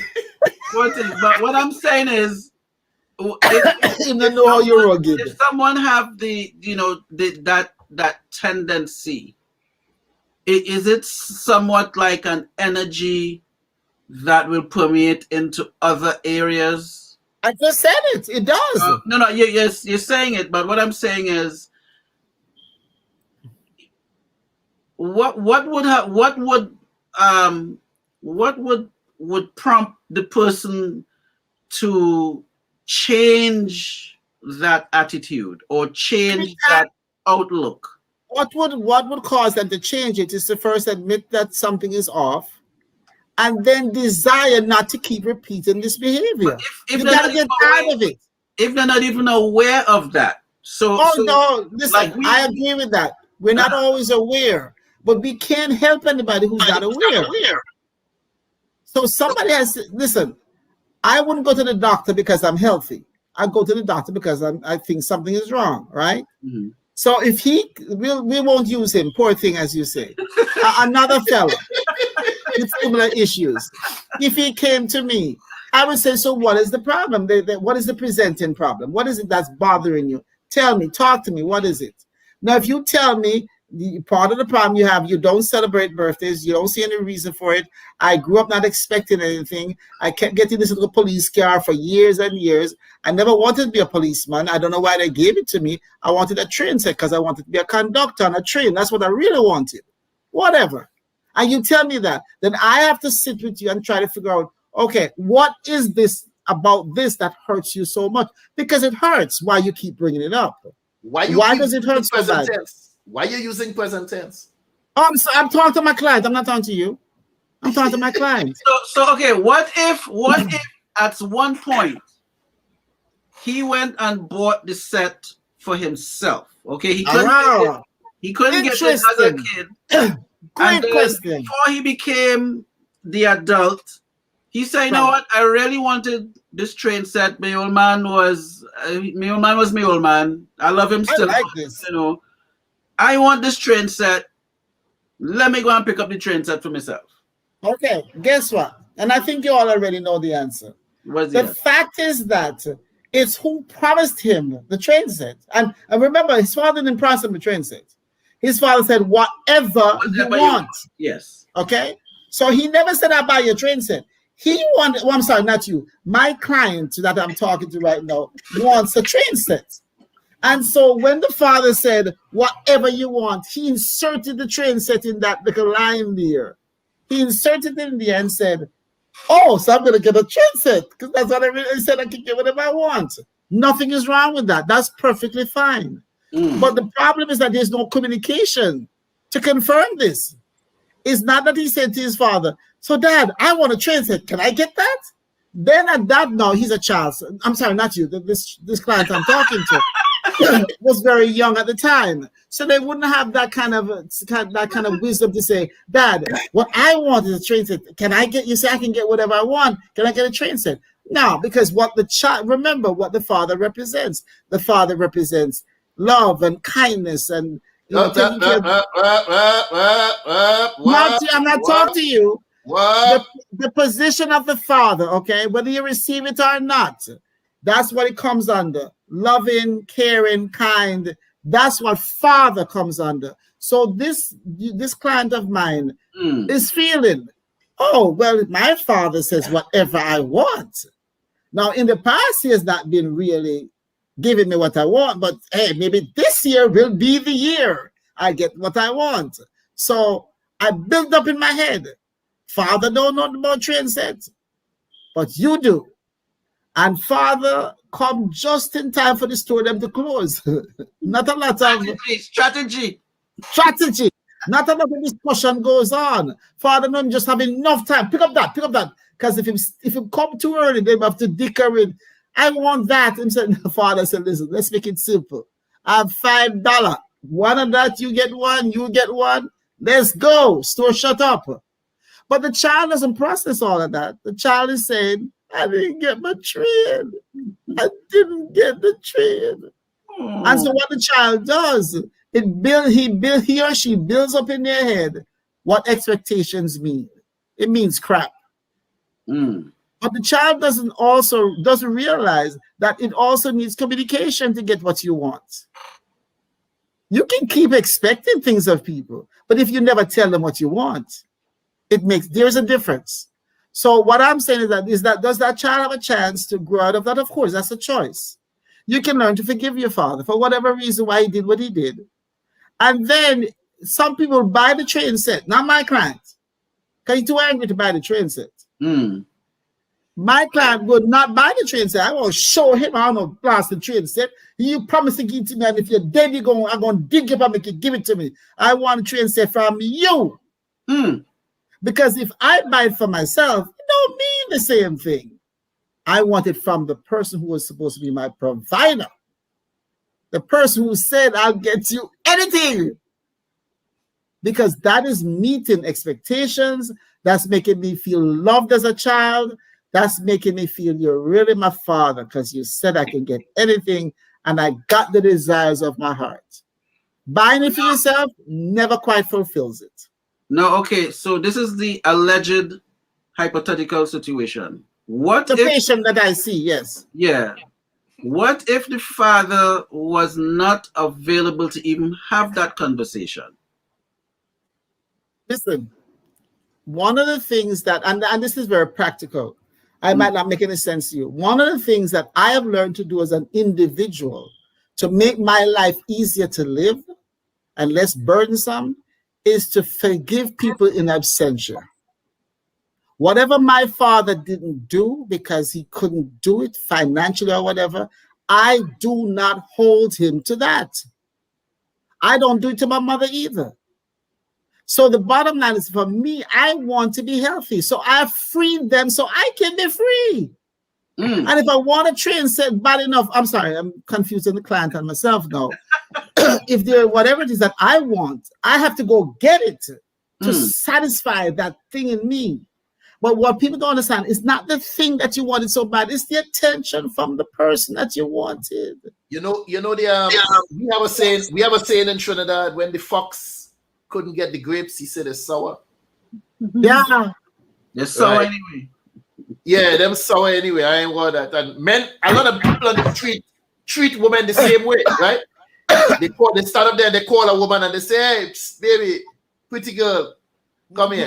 And she said, who, you? And he said, you're ugly anyway, go here. Right? when the fox can't get the grapes, he said it's sour. So somewhere along the road, I say, you know what?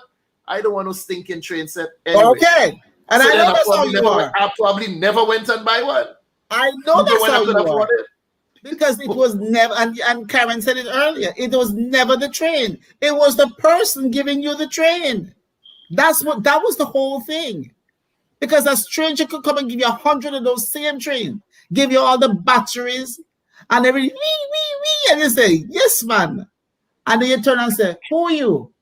You know, daddy. Right, because it didn't come from daddy. the person No, Dr. Judith. You get it from the person that you value. Dr. Judith. On May 28th of 2021, please call Curtis Henry at approximately 9, 10 a.m. in the morning so that, you know, please. I promise you, I will not call him. I beg. I will not call him. Because now he has made this thing more public. I cannot do such a thing. I'll be going against his dearest wishes. I believe in respecting people's wishes. Listen to me. I will never tell you, don't celebrate my birthday. But I'll never tell you that you have to. It's a choice. But I tell you what, I enjoy people celebrating me now. I didn't keep talking. I'm going to show you something. Keep talking. I ain't going nowhere. Oh, Lord. They're going to find a picture of a train.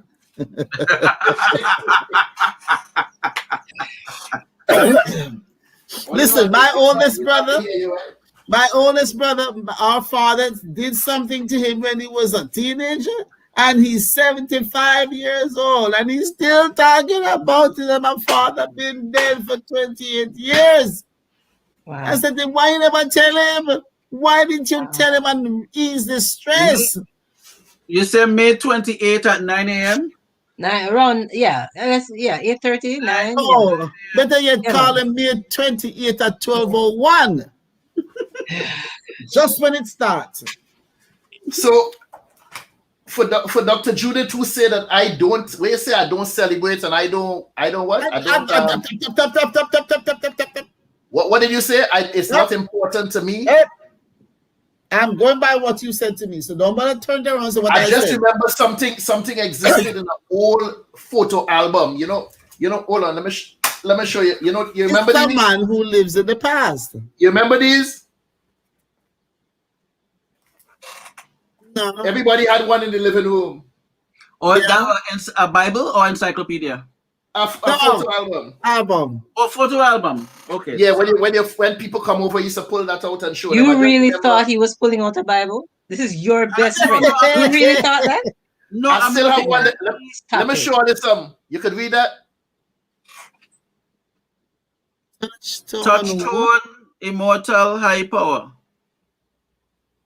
King Curtis and Sister Mary with Touchstone Pussy.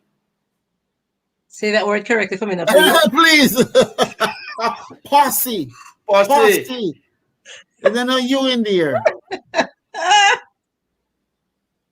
But I'm not tell you see a Skylark long time. It's pussy, right? You see a Skylark long time. Boy. On May my birthday party that him have. May 26, 1984. Come together. He had a party for himself. All right. Skylark so I don't sell it. I learn and I watch and I shut off and I don't celebrate. This man. I just remember that I had a party for myself. But I never said these things. You said them. How you gonna put it down? I just remember this. And I had to say I had a party for myself. So let me ask you a question. So you cut both ways. You said this, and then you said, and then you come back and say, "What are you doing?" It's the duality of the Gemini nature. There you go. I think we're beyond duality, about penalty now. The flyer is laminated, Dr. Judith. Hey, if I tell you, say celebrate himself. The fact that it's laminated, it means laminated in his brain. It's very important. Listen, he celebrated himself along with Sister Marie and the posse. And the posse. So him choose who him celebrates with. Him choose everything. See, part of this whole thing is that he chooses. Big part of this gentleman's personality. Him have to choose it. This is the kind of guy. No, listen, no, not you. I'm sorry. This client that I used to have. He will have, let me tell you something. One girl will like him. One girl like him. And him like her too, you know. But him just hate the fact she said first. Him know him like her too, you know. But him must be the one who start the ball rolling. This and is she the gonna mess it up. Because him like to pursue. Not him. The guy I was talking about. Okay, all right. The client. He likes to pursue. So when she beat him to it and say, I like you know. Like, man, what a blouse and skirt around this woman, man. She mess up my plan. Because part of this client that I have, part of his personality and his persona is to charm. And you know, I had a play once, and I think the guy who played the part reminded me of Curtis. You know, he had that that savoir-faire, you know, and him walk in and him have a certain style about him. And the lady mess up in business and never get to practice him style on her. So it upset him. So in other words, my client that I'm talking about is his terms.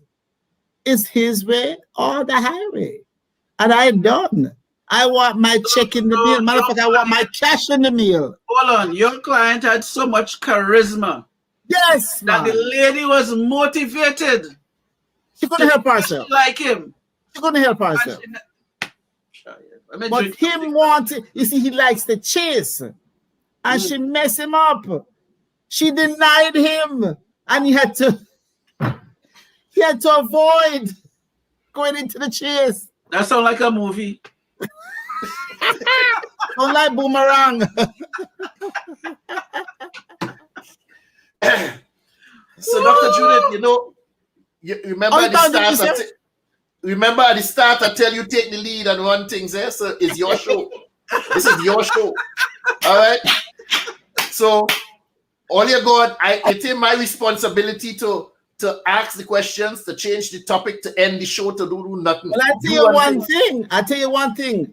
I am going to say this to you right now because I'm treating you. I'm not treating you like a client anymore. I'm treating you like my.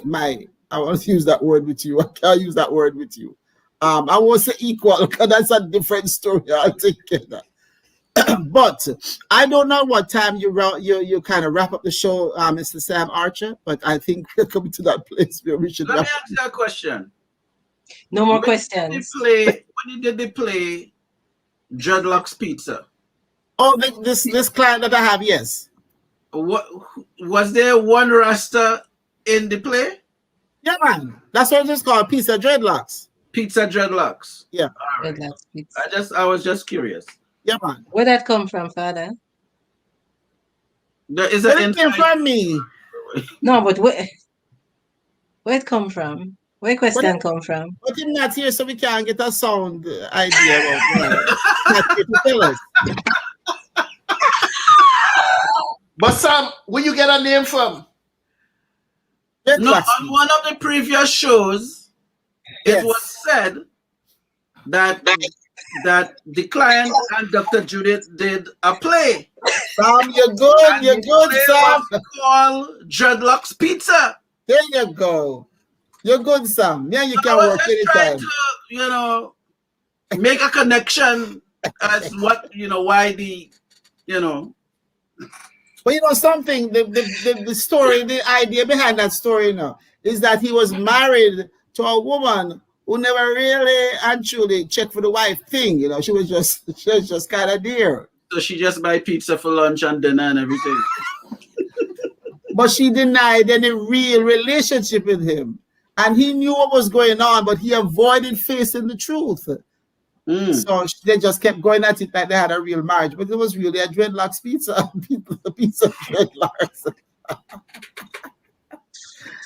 Ladies and gentlemen, it's been a fun night. Please, Mr. Henry, do you have any closing thoughts, please? That was a bad I came here tonight to do the show without any great expectations, without any great contribution. No expectations. Because no expectations. I decided to just let things flow. Generally, I'm in the driver's seat, and I might be the choir master. I said tonight, you know what? Let me sit back. Let somebody else take the wheel. and I sit back.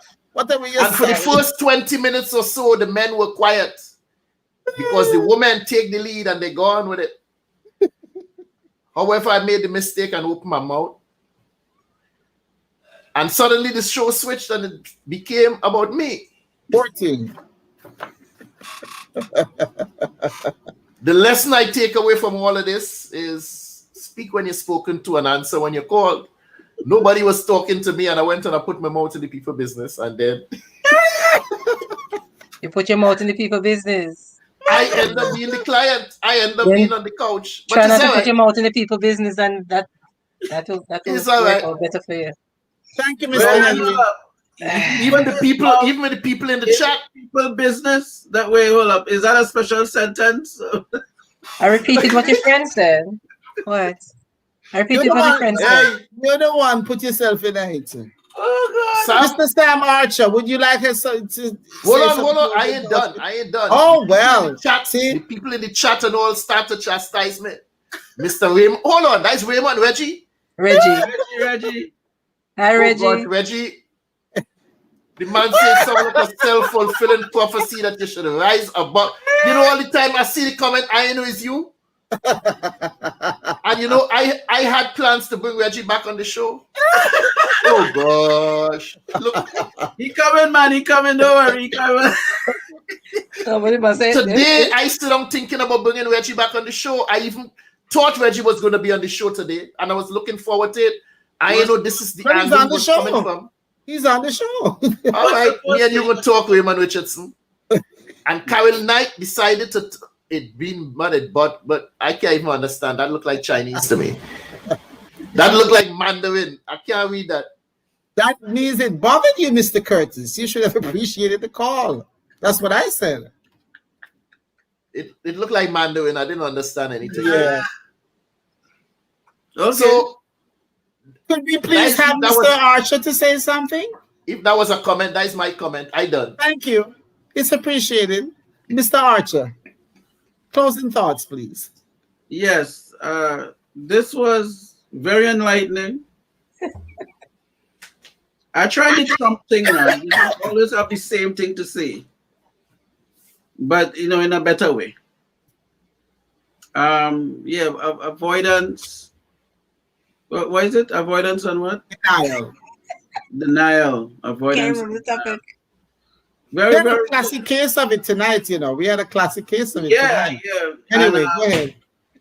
We, you know, I connected with the conversation as well, and also with the conversation before. So it was, you know, very, very positive, very positive situation.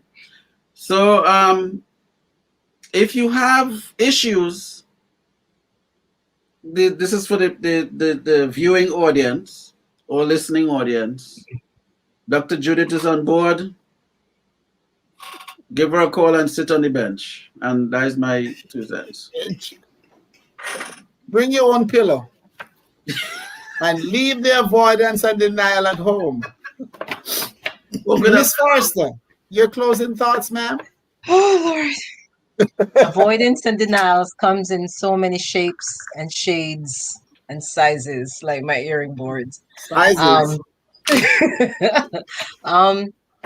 I don't know if I have a distinctive way of putting it. I think, as you stated at the very beginning of this segment, to acknowledge the issue and to try to sort it out, maybe on your own through family, friends, or maybe we need a professional mental health specialist, you know what I mean? But once you acknowledge it, try to sort it out and do better. That's it. Okay. Well, my closing thought is, I'm trying to copy my esteemed Dr. Henry, who's not here tonight. And I will say this. The topic of avoidance and denial is very powerful, as Karin, Ms. Forrester just said.